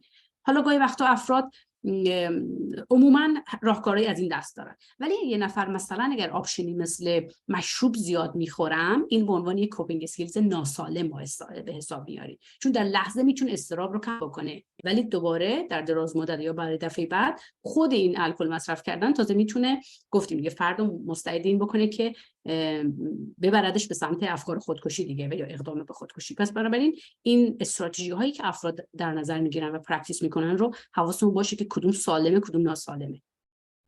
قدم سوم اینه که کدوم آدم ها و یا مکان ها هستن که به تو کمک میکنن حواست پرت بشه. مثلا میگه که یه پارک نزدیک خونمون داریم، به دوستم مثلا احمد آقا زنگ میزنم، مثلا به همکارم فلانی زنگ میزنم، یه مرکز خرید نزدیک خونمون داریم، میرم اونجا میچرخم، مثلا آخر هفته میرم کوهنوردی، اونم منو دیسترکت میکنه. میدونین برای خودش یک مکان ها و آدم هایی داره که وقتی با اونا هنگ اوت میکنه یا با اونا وقت میگذرونه یا اونجاست، حواسش از این افکار در واقع خودکشی پرت میشه و یا شدت این افکار برای قدرتشون کم میشه براش. اونها رو هم براش مینویسیم، همینجوری دونه دونه کامل واضح براش مینویسیم اینا هستن. قدم چهارمی که برمیداریم اینه که حالا تو یه مثلا احمد آقا دوستی داری یا یه مریم داری دوستت که مثلا همکارت، خانم همکارت، یه نفر باشون هنگ اوت که میکنی، حرف میزنی، مهمونی میری، تلفنی حرف میزنی، حواست پرت میشه. ولی داری آدمایی که اینقدر باهاشون صمیمی و نزدیک باشی که راجع به این شرایط سخت خودت و افکار خودکشیت هم بخوای حرف بزنی یا حرف زده باشی؟ یه نفر ممکنه بگه نه من هیچ کسو ندارم. یه نفر ممکنه بگه که آره روانشناس هم هست یا روانپزشک هم هست یا یه دوستی دارم اونم همین شرایط منو داشته، شرایط سخت داشته، حال منو درک میکنه. بنابراین به این آدم ها من ریچ اوت میکنم تو اون زمان. ما حتما اسم اون آدم رو و شماره تلفن اون آدم رو مینویسیم که مثلا این کیسی که داریم راجع بهش حرف میزنیم، اگه اسمش مریمه، مریم مثلا به دوستش مثلا فاطیما زنگ میزنه، فاطیما این شمارهشه، میدونین اطلاعاتش اینجاست. یکی دیگه روانشناسشه، مثلا یه نفر دیگه نمیدونم میگه که مثلا چه میدونم سوپروایزر منه. هر کسی میتونه باشه که آدم تراستدی باشه که شما راجع به این بحرانی که درش درگیر هستین میتونین حرف بزنین، تراست دارین، اون آدم هم کمک کننده است و ریسورسفول برای شما.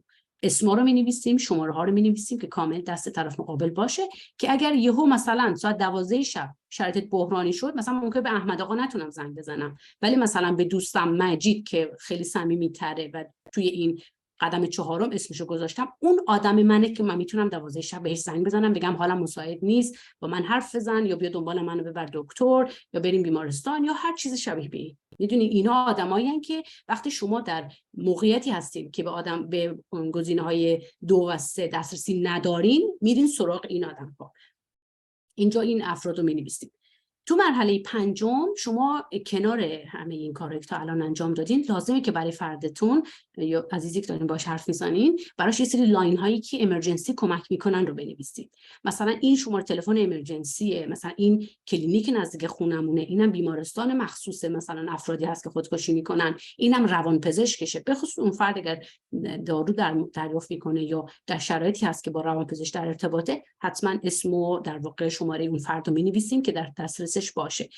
چرا اینا رو میخوایم اینجا داشته باشیم و میگیم که اوکی شماره مثلا دکتر احمدی رو که تو موبایل داری، اینو نمیگیم، ما اینجا مینویسیمش، برای اینکه در شرایطی که فرد در فضای بحرانی قرار میگیره دیگه خیلی میتونه حل مسئله بکنه که الان به مجید زنگ بزنم یا به دکترم زنگ بزنم. اوکی، ببینه 11 شب 12 شب روانشناس هم که الان اویلیبل نیست برای صحبت من، ولی مثلا دوستم مریم هست، اینو توی شماره 3 دارم، میرم شماره 3 اسم مریم، اینم شمارهش، به مریم دوستم زنگ میزنم. فرد در شرایط بحرانیه، اینجا دیگه مغزش خیلی کار نمیکنه که بخواد حل مسئله دقیق داشته باشه. برای همین وقتی اینو داره جلو دست خودش، با همین میره. ما نمیخوایم بره تو کانتکت نامبرش هی بچرخه که مریم رو پیدا کنه، همه چی اینجاست جلو دستشه. اوکی، بنابراین این شماره تلفن ها رو هم می‌نویسید. بسته به جایی که شما دارین زندگی می‌کنین، باید امرجنسی لاین ها رو بشناسین، اونایی که چه برای چت کردنن، چه برای زنگ زدنن، بیمارستان‌ها و یا کلینیکایی که میتونین بهشون رو چت بکنین، روانپزشک فرد و چیزای شایبین. و طبیعتاً حالا خطایی مثل توی امریکا 911، در ایران 110 یا 123 لاینای اینجوری که ممکنه 24 ساعت خدمت بدن یا بخوان از فرد مراقبت کنن، اینها رو طبیعتاً تو لیستتون باید براش بذارید. نکته بعدی که باید با این فرد چک بکنین اینه که آیا محل زندگی که این فرد زندگی میکنه امن هست یا نه.